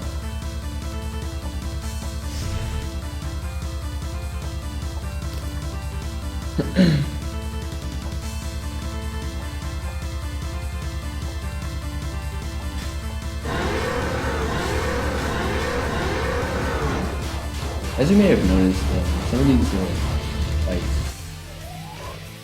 deal more damage than usual. That's because we're nearing the end of the game, or like we're at the second half of the game, so like we have to get some balance here with the HP and all that, given from the minigames.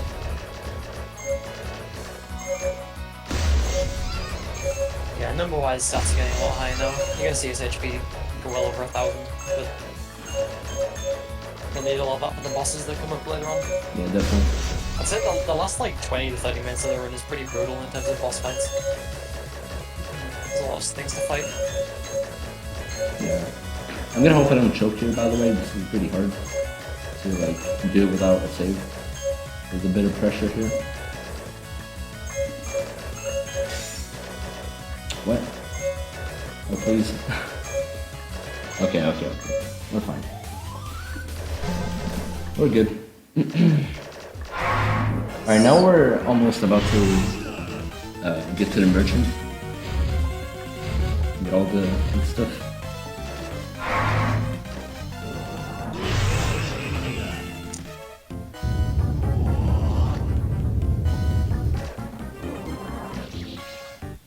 Okay.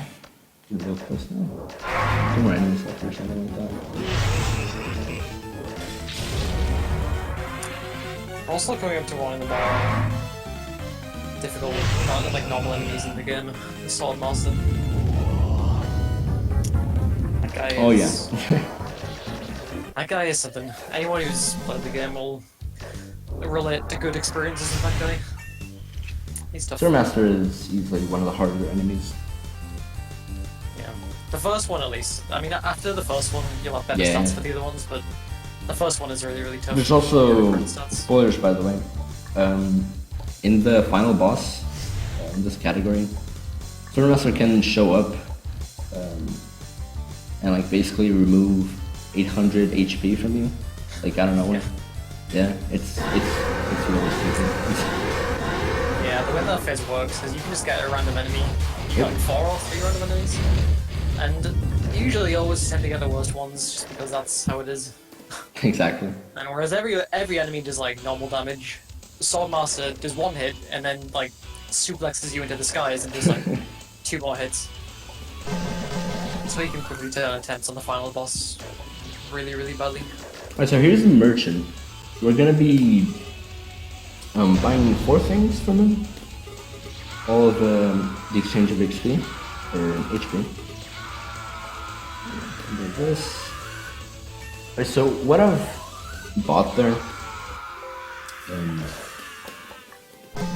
were both experience and dynamites. Dynamites are something that has been implemented in this recent version. They're very useful for speedruns to destroy enemies that are really silly. I use them on floors 14 and another floor I can't think about 16. Something like that. So basically, speedrun wise, dynamites can kill like Any enemy that you can like fight normally with like a yellow dot, you can use dynamite on, which really helps for a speedrun. It also allows you to get stats a lot earlier than you usually would do. Unfortunately, you can't use them on bosses. Unfortunately not. Trust me, I've played.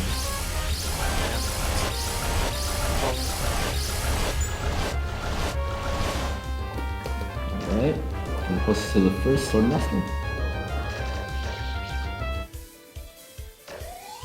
Oh, I didn't even get the gems on top left.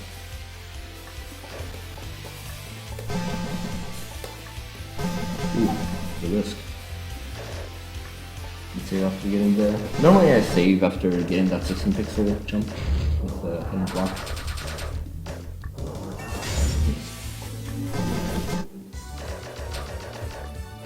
Or this boss is just chaotic for the most part. That's the attack you never want to see, by the way.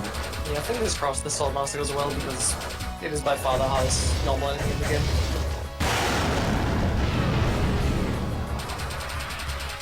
Okay, something interesting about this boss is that like, oops, game tabbed out. Seems good. But an interesting thing about this boss is after it does the 5 jumps. Oh, I've actually never seen that before. Where you could jump out of its claws. Anyways, as I was saying, an interesting thing about this boss is that after it does 5 jumps like that, it will hop up at the top and do this attack. It gives you more leeway to like a breath of fresh air. Yeah, it's nice to have a short break where you're just dancing around the platform. Glad you got a chance to take a breather.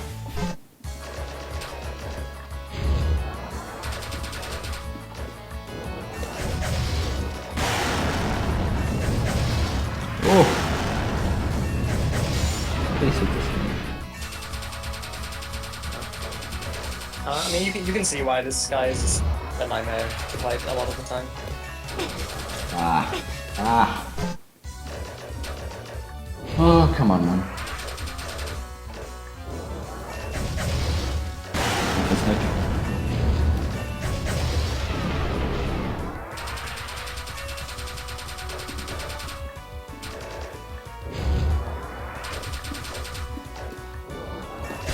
Oh, come on. I'm kind of salty here. This isn't go on for too long. Comes with the Sword Master.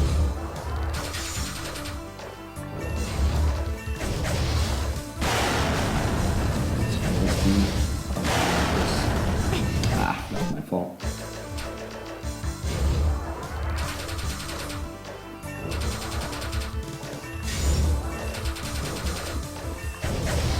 That's not showing me this again. He rarely does. This guy. I'm never going right side. Yes. Okay. Alright, we're home free. There. Sword Master. Alright. Just the worst normal enemy down. Anyways, after fighting this boss, I will go to floor 14 and use my first dynamite on this enemy. The reason why I do this right after this boss is because you need 102 attacks specifically for the boss to, or fight, to turn yellow so I can use the dynamite on him. Which is pretty neat. That is pretty neat. Also from doing that, you get a 4 attack and 4 defense upgrades, which is easily worth it on a speedrun. And we go to 11 and finish off the other Sword Master. Then we get to cool. Good to go. Yeah, all the Sword Masters from here on are a little easier. Now that Nader has more stats, they'll die a lot faster. Which means the amount of time before he inevitably gets suplexed is a little better off.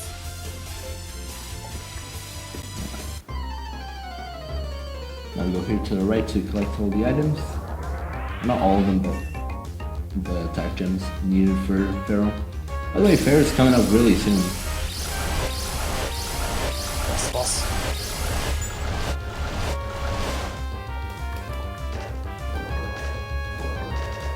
Man, satisfaction from killing those enemies faster. It was amazing, man.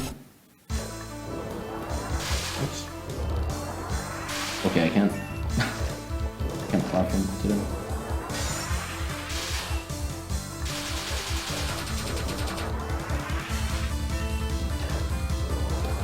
Okay, what are we doing? Hold on.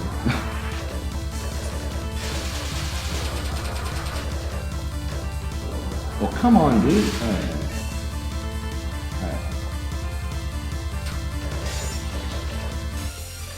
Alrighty. That's that.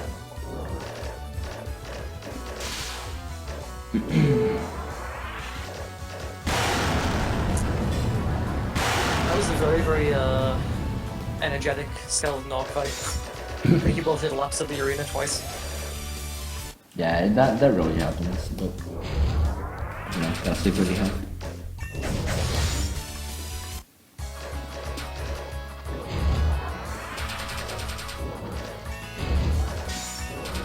Alright, so something worth mentioning is that, like, even though the Swordmaster is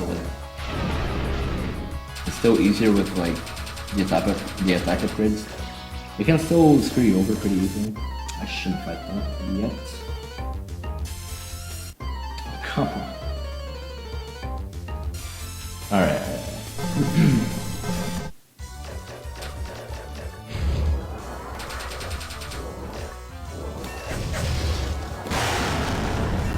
Ooh, that was a nice dodge.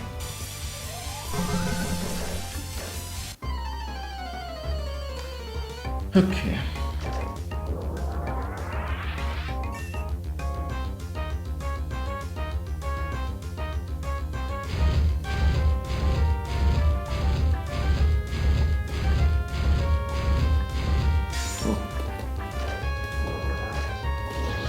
That's close. Save for insurance. Now we're on to our way to fight Pharaoh. Probably one of the best bosses in the game. Yeah, for sure. But first, we have to fight a couple of giant bats. Unfortunately, Oh boy. this could take a while.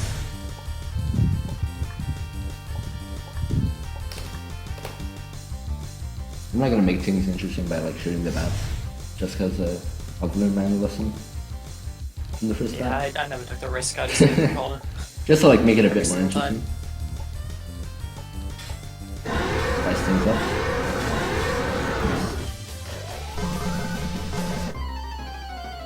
Those are really Yeah, good once a shot, timing. Treble isn't done in this run, unfortunately.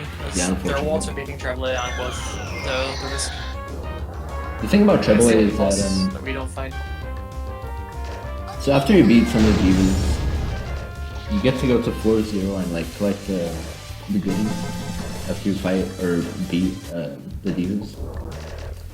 Unfortunately, Treble only offers me 15 defense, and that's not really important at all for the run. So unfortunately, we skipped that boss.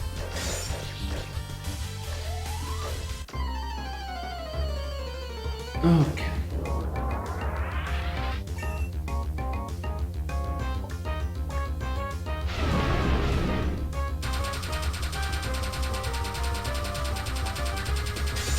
Oh.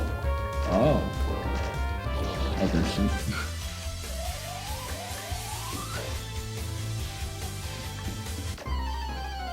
Okay.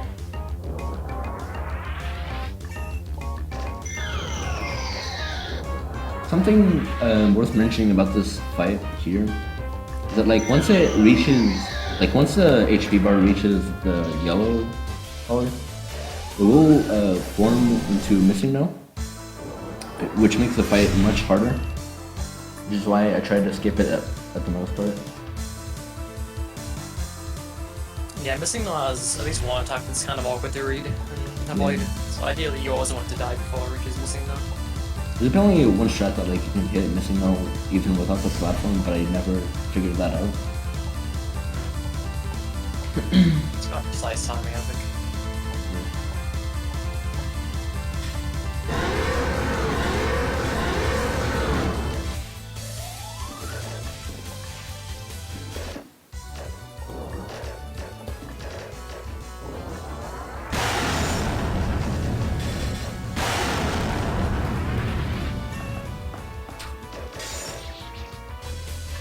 Oh, that was probably a mistake, and I have to suffer the consequences. Okay, no we don't. Thank God.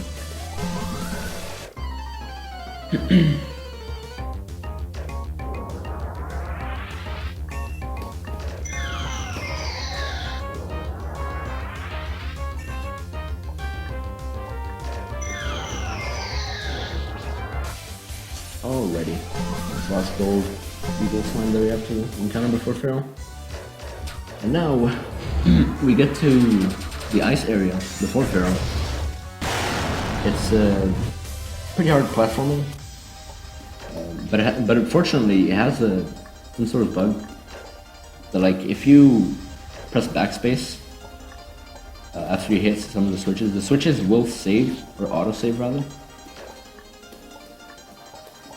Which makes this room much easier to manage.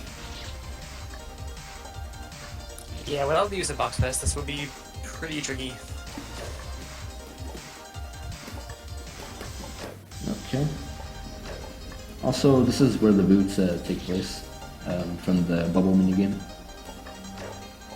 Because without the Yeah, if you don't have the boots, then you just is it just like normal ice physics? I actually have no idea. I never tried it out, No. but I am pretty curious about it.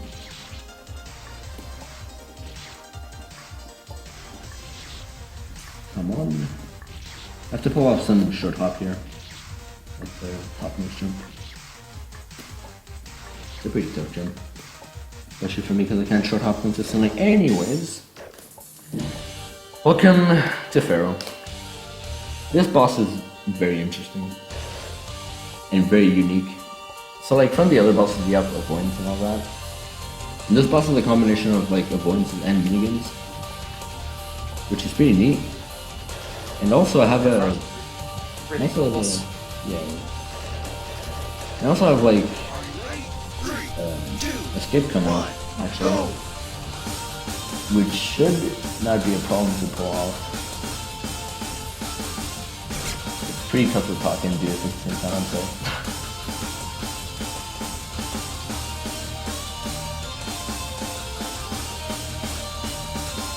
I got the rhythm back, I think.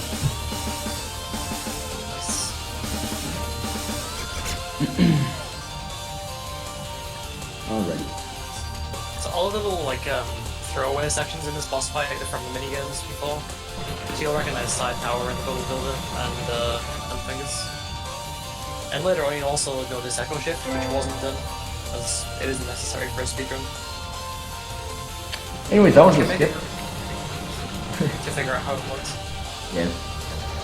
Echo Shift isn't that bad, in my opinion. It's basically just knowing what you do in the puzzles. And just stuff this way, in my opinion. If I have to choose between Bubble and Echo Shift, I'd definitely do Echo Shift. Same, probably. And I hadn't even done Echo Shift before. I'd load it just It's pretty fun. Let's see.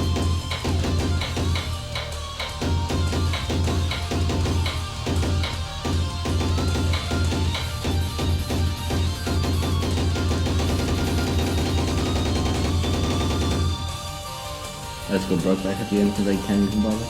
Anyways. Yeah, you can just like spam all the buttons and type it doesn't really matter. You don't have to be precise at all, thankfully. So if you're bad at rhythm games, it's fine, you can just go. Yeah. Anyways, this is Echo Shift. What's that on check on it? Please do check on it. Nice. Anyways, this is where the delay that I've mentioned in Nier and Ico comes into play. And trust me, it hurts me as well as it hurts you.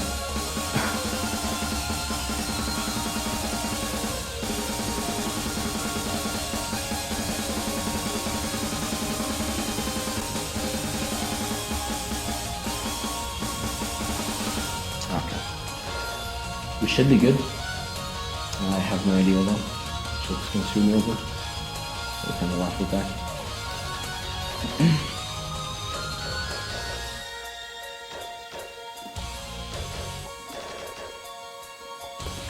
You can basically see the effect. Ooh, those are really bad shapes. Alright, final attack. Good luck.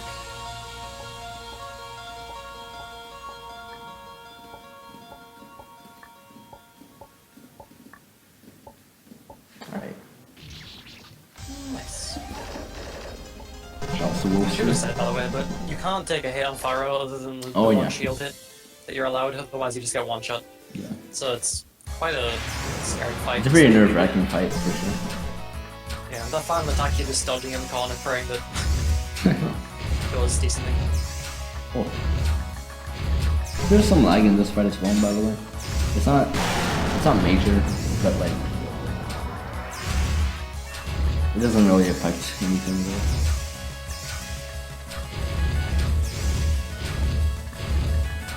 I'm back, baby rage. That's a good attack. That's one. Oh, really? It's a Oh, really cool fast travel with these guys later on in the game when Nader has more stats where you can just instantly kill the magician yeah, that's before pretty his neat. shield spawns. Also, given how the warp system here is kind of wonky, if you jump at the same time you finish a fight, you will like keep your momentum. The same thing as in K2, which is no good, of course, because like after fight these two guys, no save. It's kind of scary. Ooh! Oh! Oh! Insane. Anyways. Ooh. Alright, now we're coming up to the fire area. Fire is a very interesting place. It's the home of the burning fast. Almost the worst enemy in the game. Fire is some pretty cool enemies. Yeah. Some nice power-ups to go Yeah, with. besides the burning fast. That was pretty interesting.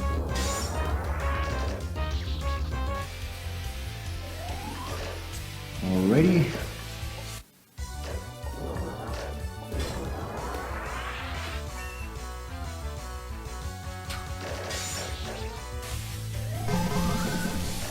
You know, for the longest time I never noticed that you could save from this side.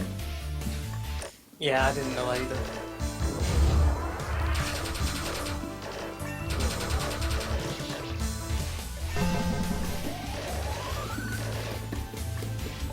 Okay. It's really nice being able to just completely destroy Salt Masters now. The stats Oh, yeah. at this point. Sweet revenge.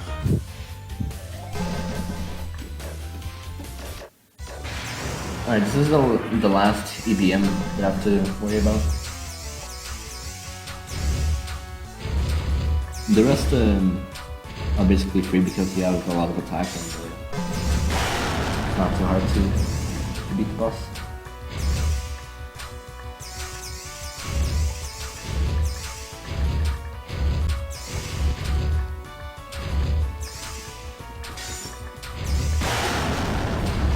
Oh!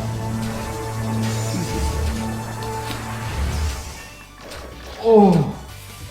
But why? Why are these bosses being so sketchy? One of those days. One of those days. Which is, I guess, most days for Magic Tower. Yeah, I really... That attack on that enemy is really, really sketchy to get.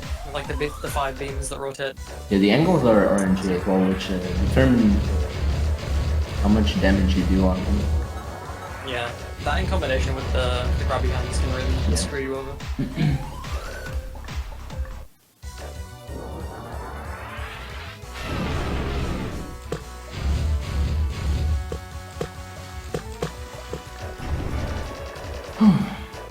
Again, in this fire area, there's the same instance of like opening doors that you wouldn't open casually, just for the route's sake. And by doing this route on the fire area, actually skips you one burning fast, which is amazing, by the way. You can ask Wolfi on that. He was amazing, man. It's a shame we can't skip more. Maybe we can. Later version. Who knows? Can only hope. I actually wonder if the main game is going to change much by the time Fangame is released. If there'll be any changes to dolls or enemies. From what I've heard from Light, the creator of the game, he wants to change a lot in this game. So we'll see how that goes.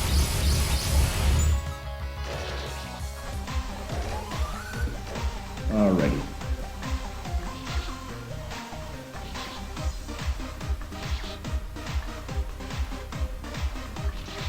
Come on, man. Come on. Any day now.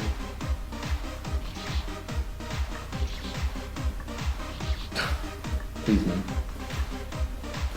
Okay. Alright, behold. Burning fast. I don't know why, but I can't say burning fast. Like, in consecutive orders. Oh!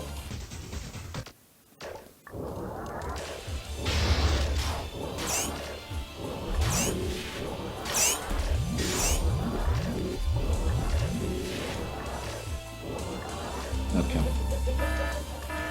Small detail, but I dodge the final phase here on the right, just because of the falling fire things. Oh! I'm fine though, aren't I? Did you guys hit? I don't know. We'll see. We'll see as time goes by. Even with more attack, this boss is just still way too sketchy. Yeah, my main problem is that there are a couple of attacks that if you get at the start, it feels really hard to do something with it. Yeah. Whereas if you get the eye attack, you know, actually do damage.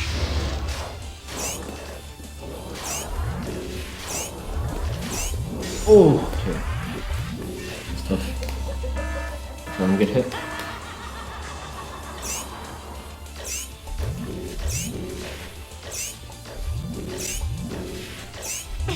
Ah, where'd that come from? Ooh! Okay, okay, I'll live with that. I'll live with that. Sure. Oh god. Dubs, I like this.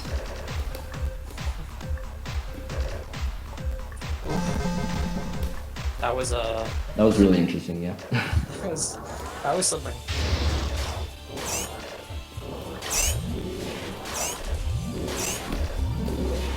I'll burst through it. See what happens.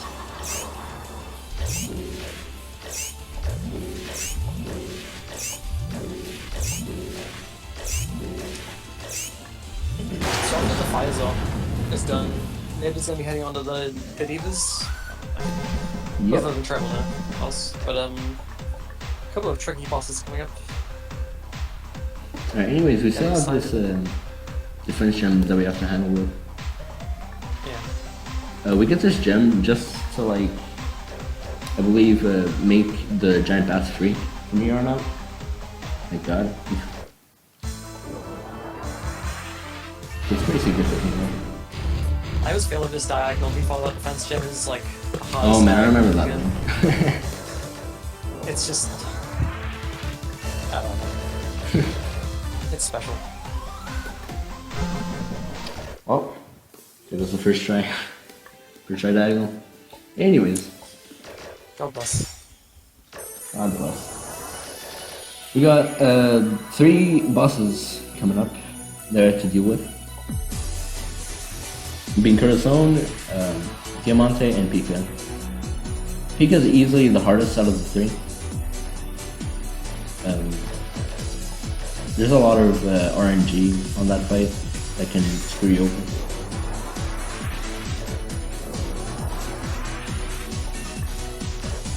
I'm gonna try to focus on Corazon because it is a pretty tough fight to not get hit on actually.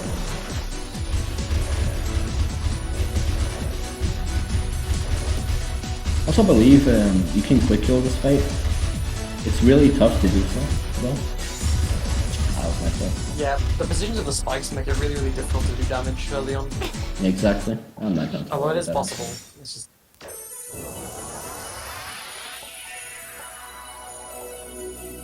Oops.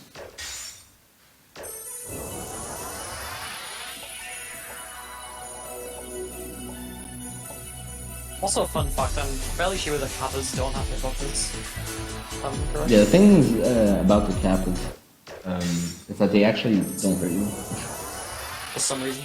Yeah. They just kind of fly at you and look at They're probably just like a distraction or whatever. Yeah. Do the cappies. Ah, I keep getting him in the intro. No good.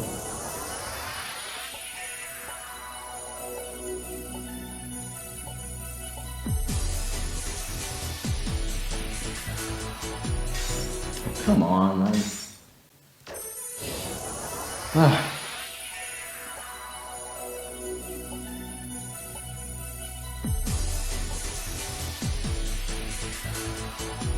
I actually wonder how I'm at that time.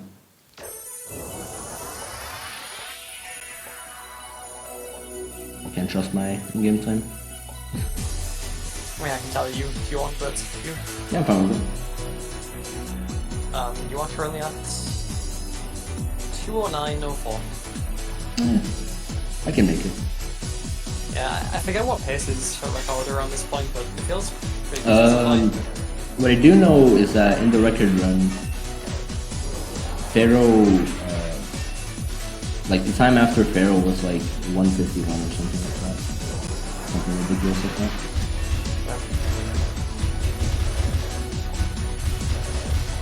The cap is in fact don't hurt you.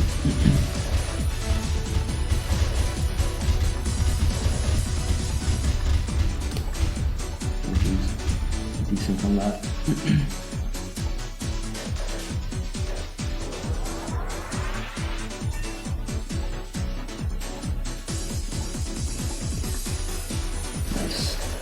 We should be good.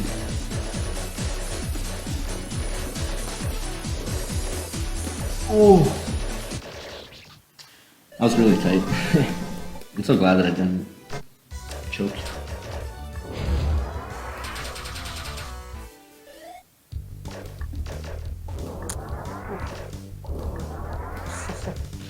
Nice job. That was good. Yeah, those are some really good dodges at the end there. Yeah, the final attack before it comes down on the ground is actually really kind of scary to dodge. Yeah, it's brutal. It is actually like dependent on how much attack you have, which is pretty interesting. Right.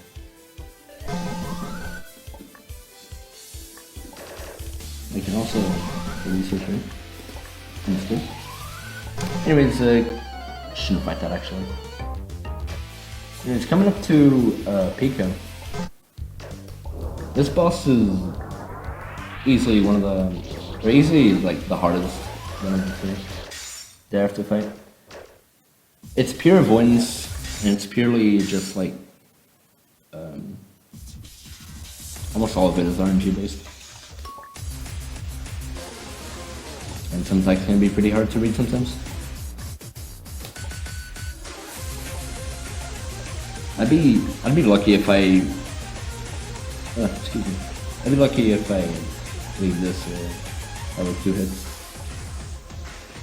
Ideally, of course, you don't want to get hit at all. That's to be expected.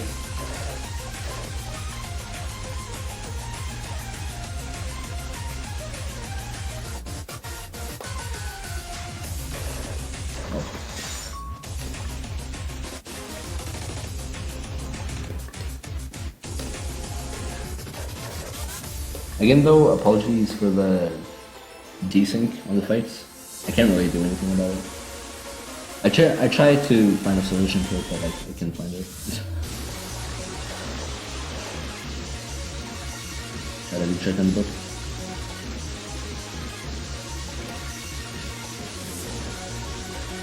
Oh.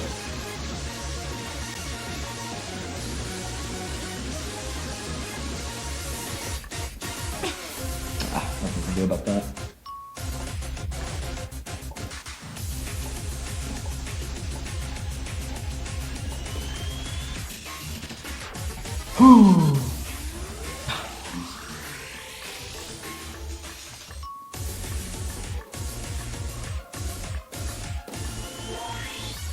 Gotta blame my potato computer. Anyways, we're nearing the end. Looking pretty good so far.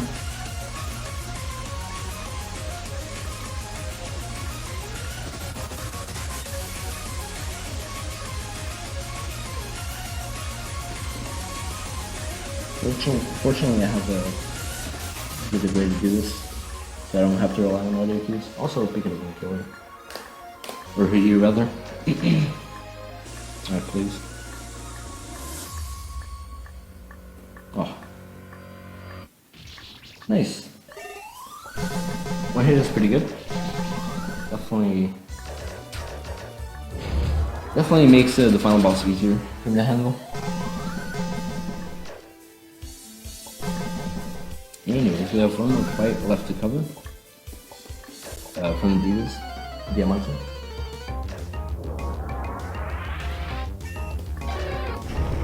From these runs,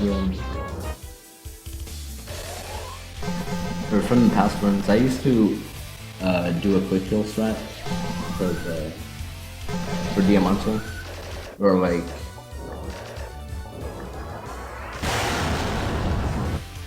where you like level up to a specific level and like get the most amount of attack for the quick kill, which I believe is 135, and I'm not even sure what I think. Yeah, 132. So basically, it's not possible for me to quick kill this boss unless I have to buy more experience from the merchant. Of course, you have to take some risks with that.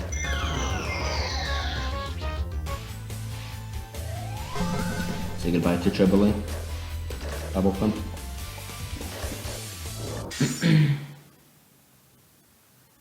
Oh god, that transition too.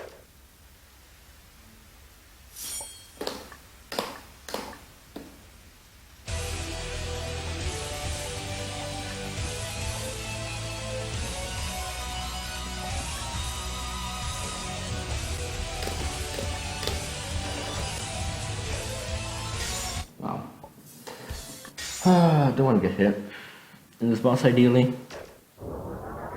It's not too bad of a boss. But Yeah, it's a little more forgiving than Baker's, for sure. But yeah. still got some really tough attacks.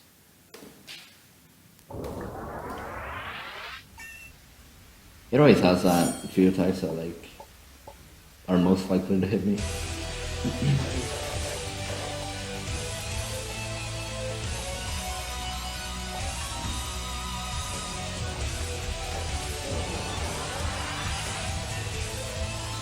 Alright. So the once it's shot, the bomberman enemy and the tower defense enemy are actually both skipped in this run. Good use of dynamite. Makes life a lot easier.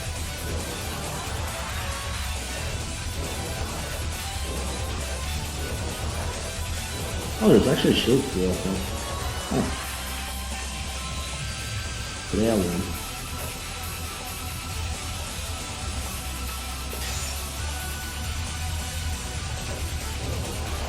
And I go to the left.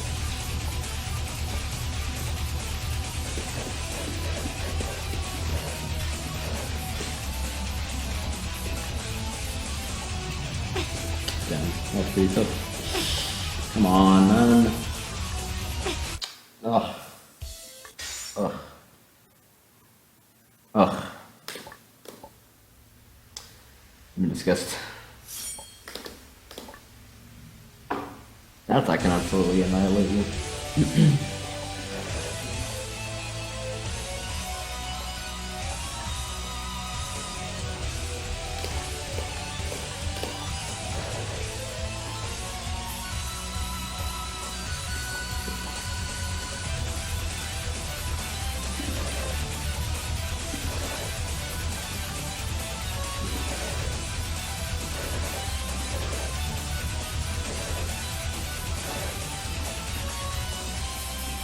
Alright.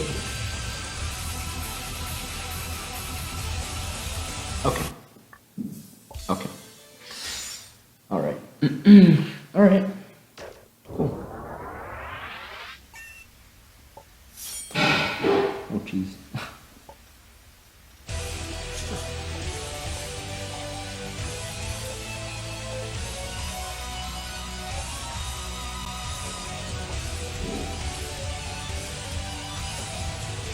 This boss shouldn't be taking this one.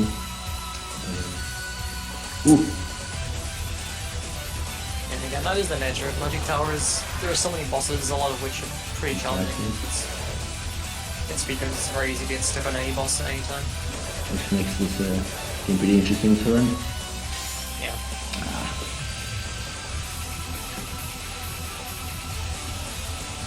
Honestly, at this point, I just... come on, dude. Honestly, at this point, I'm just gonna take 2 hits if this is the case with this boss. As long as you feel confident about tower lead. Yeah. The only thing I should worry about probably is just Sword Master, really. Yeah. The rest isn't that bad for me because I kind of find it to be consistent most of the time.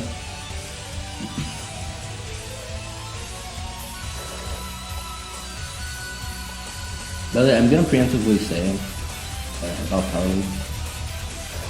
I may or may not get FPS issues on tower lead.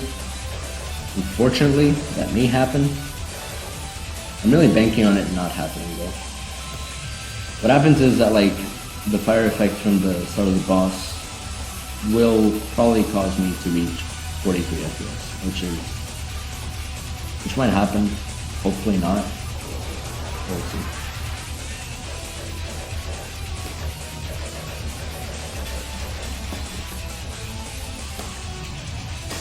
Tried to jump, didn't work. Oh, for God's sake.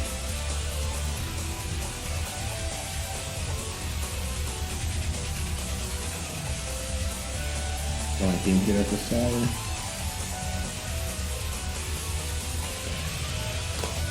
Okay.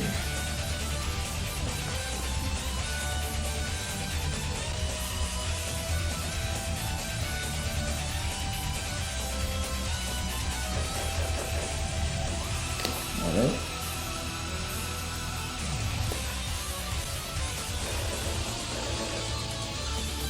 sure didn't get bamboozled. Feels good, man.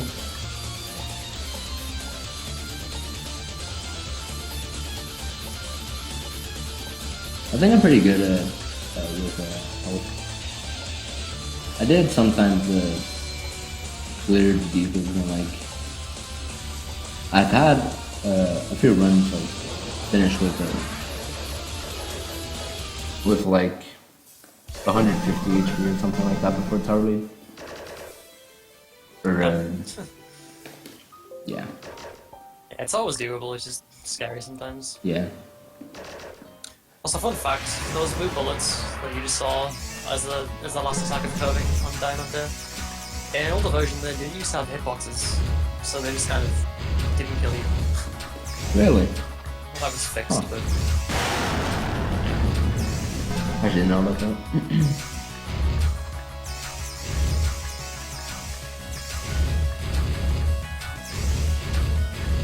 Alright, this should be like the last EBM that I have to worry about with respect to the quick kill. Anyways, here's what I was talking about with the divas opening the doors or whatever the hell. They do give you really great power-ups. Like the one that covers from the Diamante. Or Pika? I don't know. Can you... What? Do I... that's the club. That's Okay. Trebler. Oh! I'm watching you jump anyway, I'm like, you'll go to the right one soon, right? That's just how much we all really want to see Trebler. Well then. Oh. Good. Good. I was like actually worried for a second.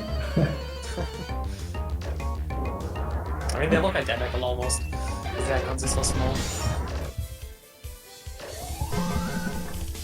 Alright. Now before we head on forward, we still have to like beat some secret areas. Yeah. One in 4-7 and one in this port actually. This portal right here.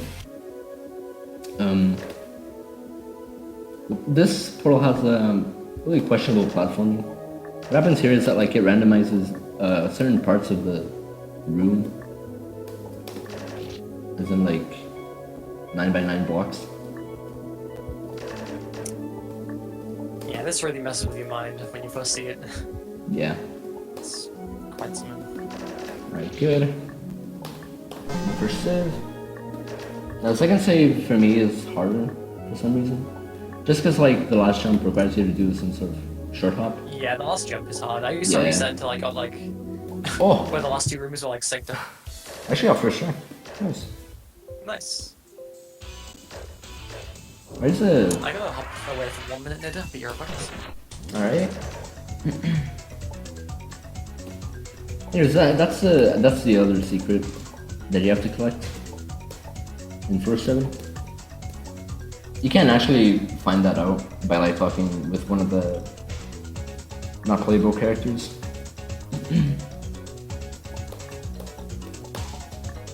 Star please, by the way. Okay, do you guys see that mini up at the bottom? Check this out. You ready? Let's go. Okay, that's enough. I can't afford. Anyways, where are we going? 14, right? I have actually pulled that mini F off sometimes. Just know that it actually happens sometimes.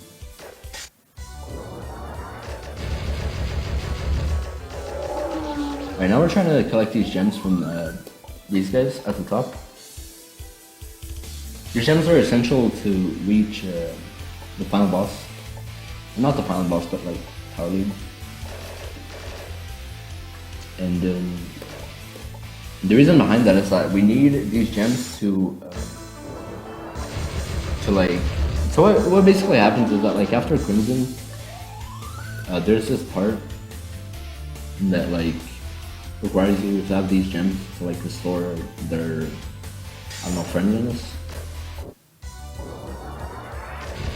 If you don't, then you just die at the end, I believe. Well, not die, but you don't progress further into the game. Alright, 450.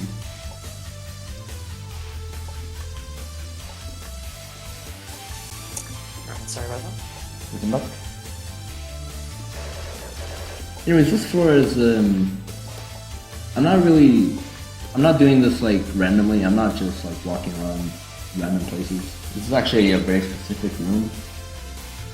I have the map memorized. If you've seen the floor 0, there's this map in the bottom right that you can take to like use that floor. I don't use it, however, because I have it memorized.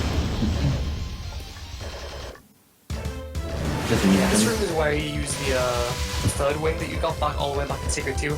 Symmetry wing. You might not have noticed because Nader did it really fast, but we actually stopped for a moment to activate it and just like teleported to the bottom right. Yeah, that's the last If you don't have that, if for whatever reason you used that before you got here, then that's another soft lock position.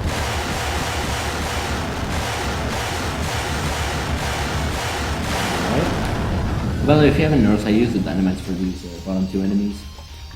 Mostly because they're obnoxious, and because they're long. So, pretty good usage of the dynamites. Yeah, using the dynamites here really makes things easier, because the 2 fights that you skip are both long and difficult. I'm gonna try to get the quick kill here. Doesn't seem like it. This quick kill is actually really hard to get, in my opinion. You have to do some pretty weird risks here. Especially on this one. Yeah, I hope everyone loves this sound effect, by the way. Because it's really good. It's great. I like. Right, now we're coming up to. Sorry. Just saying that sound effect has a wonderful volume. Oh yeah. Oh, nice, for sure. Anyways, now we're coming up to Crimson, or 4b6. To most people, this boss is really, really tough. But basically all you have to do is just to be patient. That's exactly what I did. There's no good for a speedrun, of course, but always have to like take it safe with this boss. I believe everyone that speedruns just like hates this boss. Just because of that. Yeah, that's true. It just seems to me that I'm in a pretty comfortable spot with like 1000 HP. It's exactly what I want.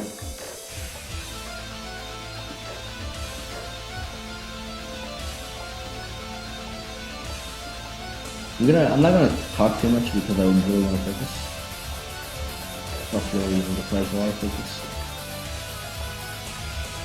Okay.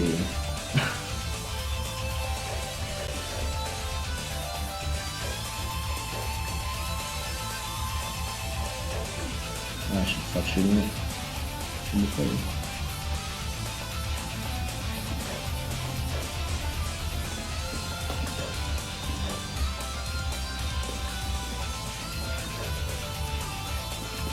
Ah, that's my bad. That's me being greedy. I can afford one hit here, by the way. I'm fine with getting hit here once.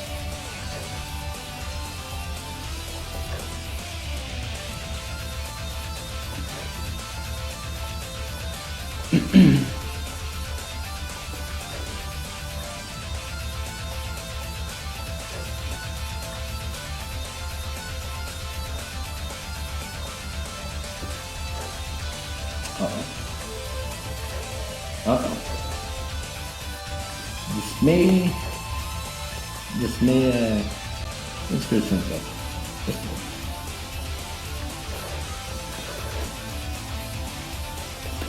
How haven't I got hit yet? Okay. I'm actually surviving this, which is ridiculous, by the way. I shouldn't, but I am. You probably hit on me. I'm at it.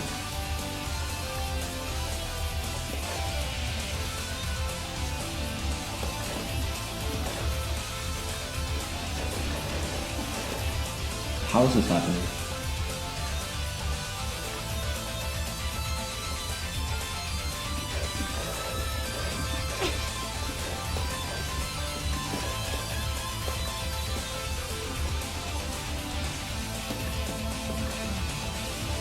No way.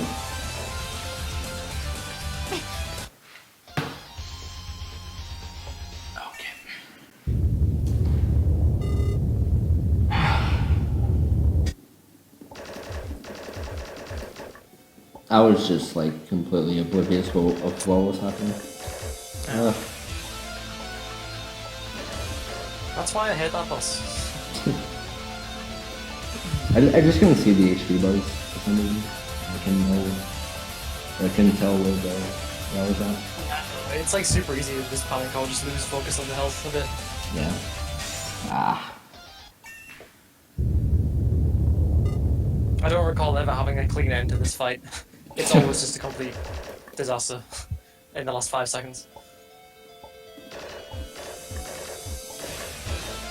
That's basically implies that I'm not a clear finisher.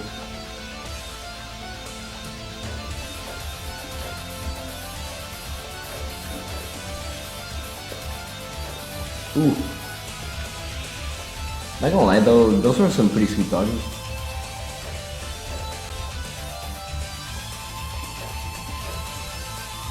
I'm kinda surprised that I didn't get hit for the most part.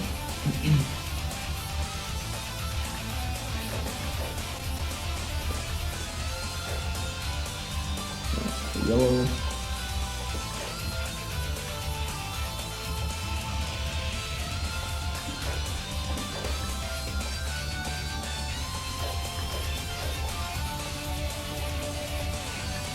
I shouldn't go for that. That's so maybe.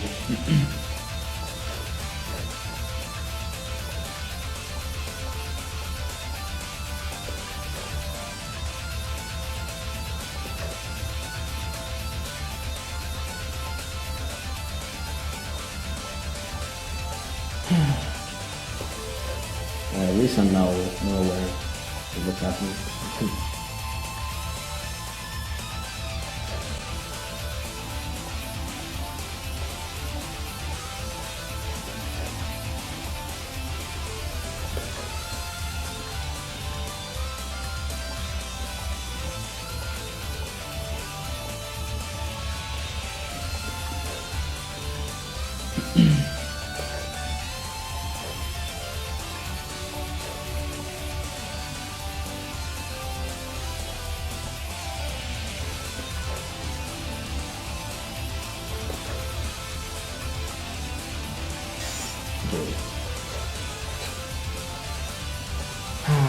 That happens.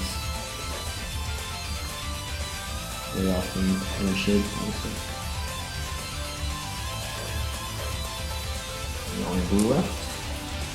Yeah, Red has a habit of doing that. It should be good though.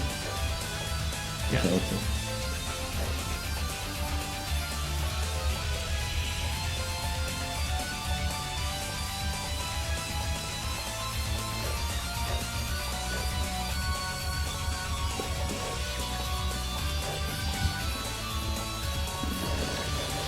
Nice. Okay. Nice, dude. We're actually nearing the end, by the way.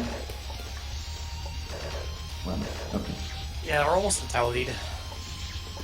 Fingers crossed. Grand finale. Fingers crossed for both Tarlead and the lag issue. Hopefully no Slot Monster appears either. Yeah. Go Nader, make us proud. Thank you, Bendy. My man.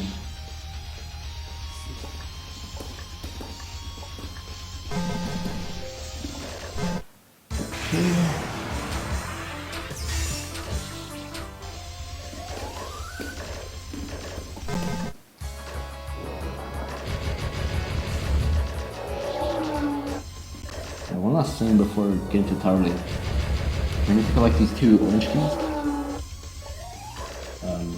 Because I don't have enough to open all the doors at the top.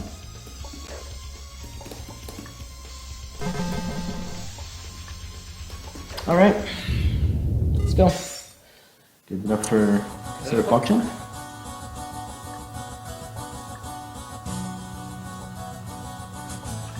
Alright. Hopefully I one-shot this though. It's, again, I don't know how the lag issues go. I'm hoping the enemy transition phases are fine. Yeah. Especially this part here, with the fire effects. This is usually the part where it takes most performance.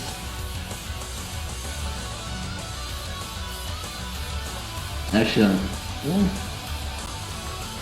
It went alright.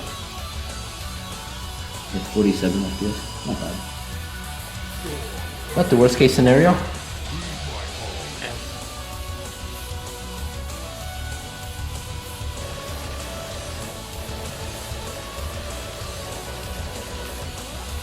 Oh!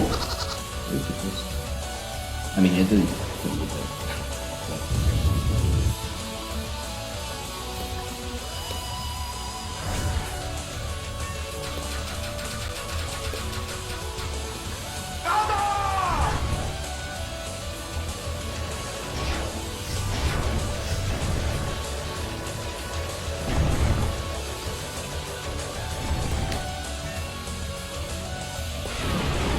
Oh, Jesus.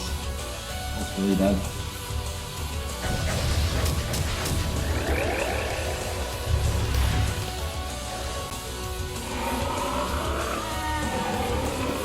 This is all in the transition phase. Good start. Good. Good. I like. I don't like. Oh! Oh!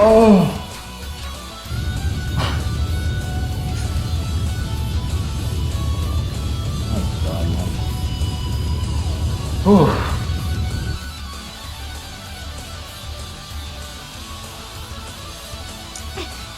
Yeah, that was a bit close.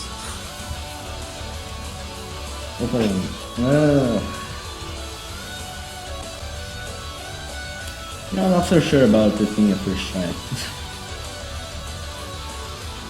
Ooh.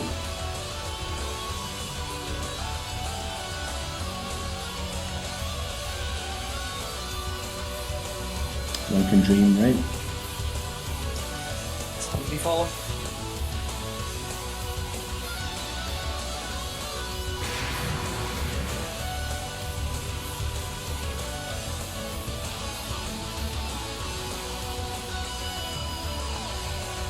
Pray. A good energy. Oh.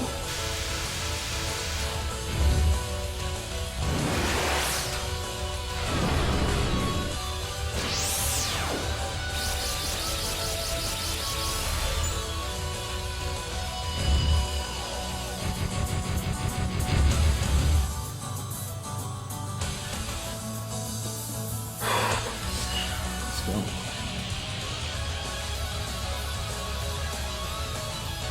Jesus. All the memories.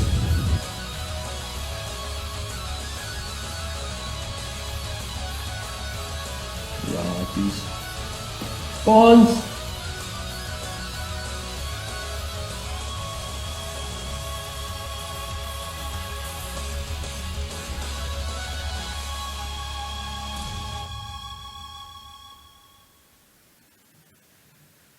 Please.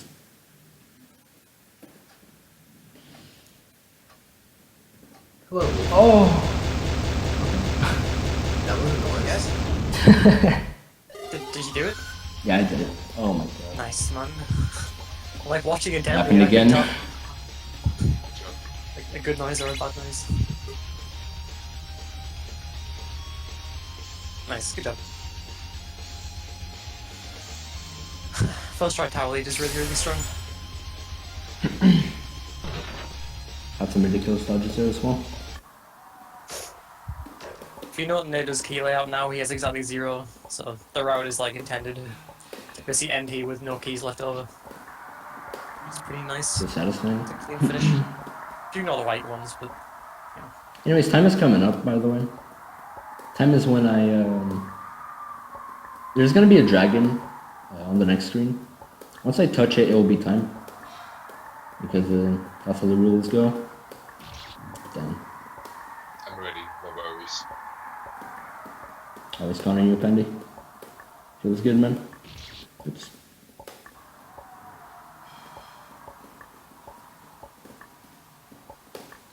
Yeah, this needle segment here is actually pretty tough and confusing. Yeah, it's kind of jarring at the distance between yourself and the spikes because of the way that the tower turns. Ah, So it's perfect. really strange to get used to. Watch me accidentally lose my estimate time. Yeah, there's always the worry when you get here on a run that it's gonna die here, even if it's like miles away from your PB. It has happened. It has happened.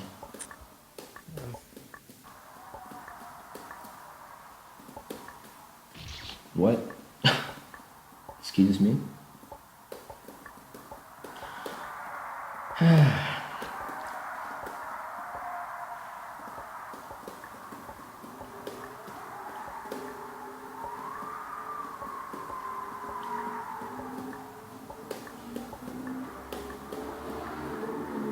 Oh jeez. Okay. Time coming up. And time. Nice. Well, there you go. That was GG, man. another Magic Tower game. Thank you for having me. Very solid time. What was it? It was 2:42, 2 hours, 22. 42 minutes, 22 Oh. seconds. That's really good, actually. I expected it to be... Thank you for this amazing run. Yeah. Ah, okay. This is Good job. quite a relief. Yeah. Anyway, since we have, like, what, 18 minutes of the estimate time, like, saved, I could just, like, show off some endings, if that's possible. Oh, yeah, I guess we could do that. Alright. Go back. Oops. Can you do that quickly? I'll show off this ending. Later, okay? Like, I wouldn't mind if you do 5 more minutes or... 5 more minutes? Yeah, this is exactly the amount of time of this ending. Okay.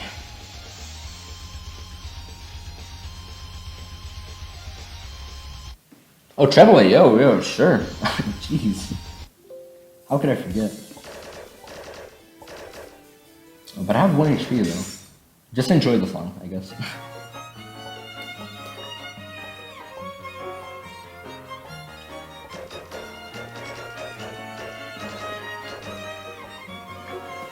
Oh. I actually forget how you fight this.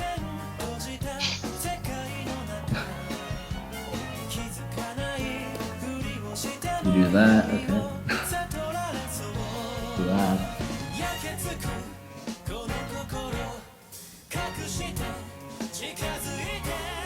Ah, I forgot.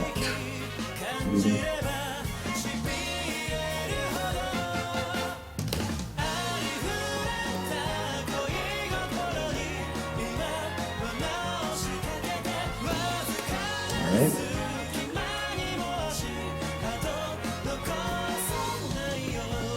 Ooh.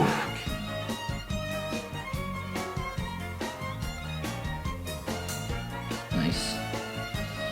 We actually got a pretty far attempt, quote unquote far. Actually, I have no idea what to do here, by the way. I forget.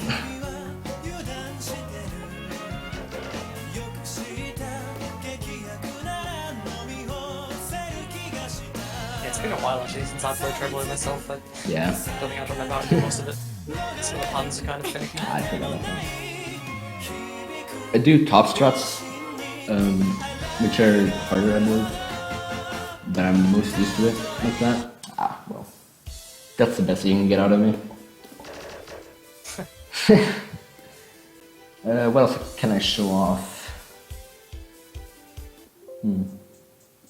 Actually open. I will.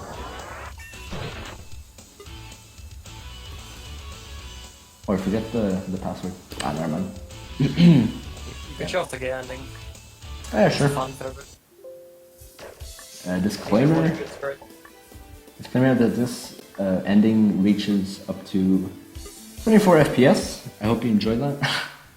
It's something ridiculous like that. Anyways. Sorry, please.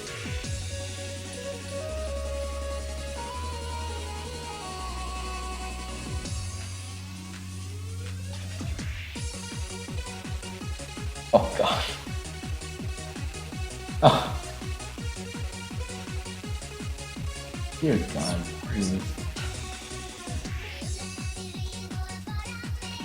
Beauty.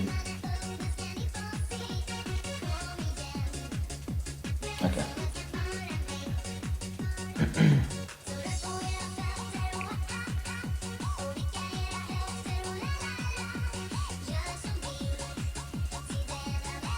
Anyways, this is the ending that you get when you talk to the people on the top left more than 5 times, I believe. Don't know how. Actually, yeah, there are clues to find out this ending, and this is actually essential to find out because like it opens up the gallery. So what I've done on floor 5 was like I tried to open the gallery, but you needed a password. And basically, what this ending does is by the end of it, it will foreshadow the gallery, which is pretty neat. It took me a lot of time to figure this ending out. I would actually call this a good ending. I don't know what's wrong with you guys. Everyone wins. I would say this is a good time to actually transition now. To cut it? So thanks a lot, Nader, for the. Thank you guys for having me again. Yeah, good job, did it. Good luck on your next one, though, Wolfie. Should stick around for that. Thank you.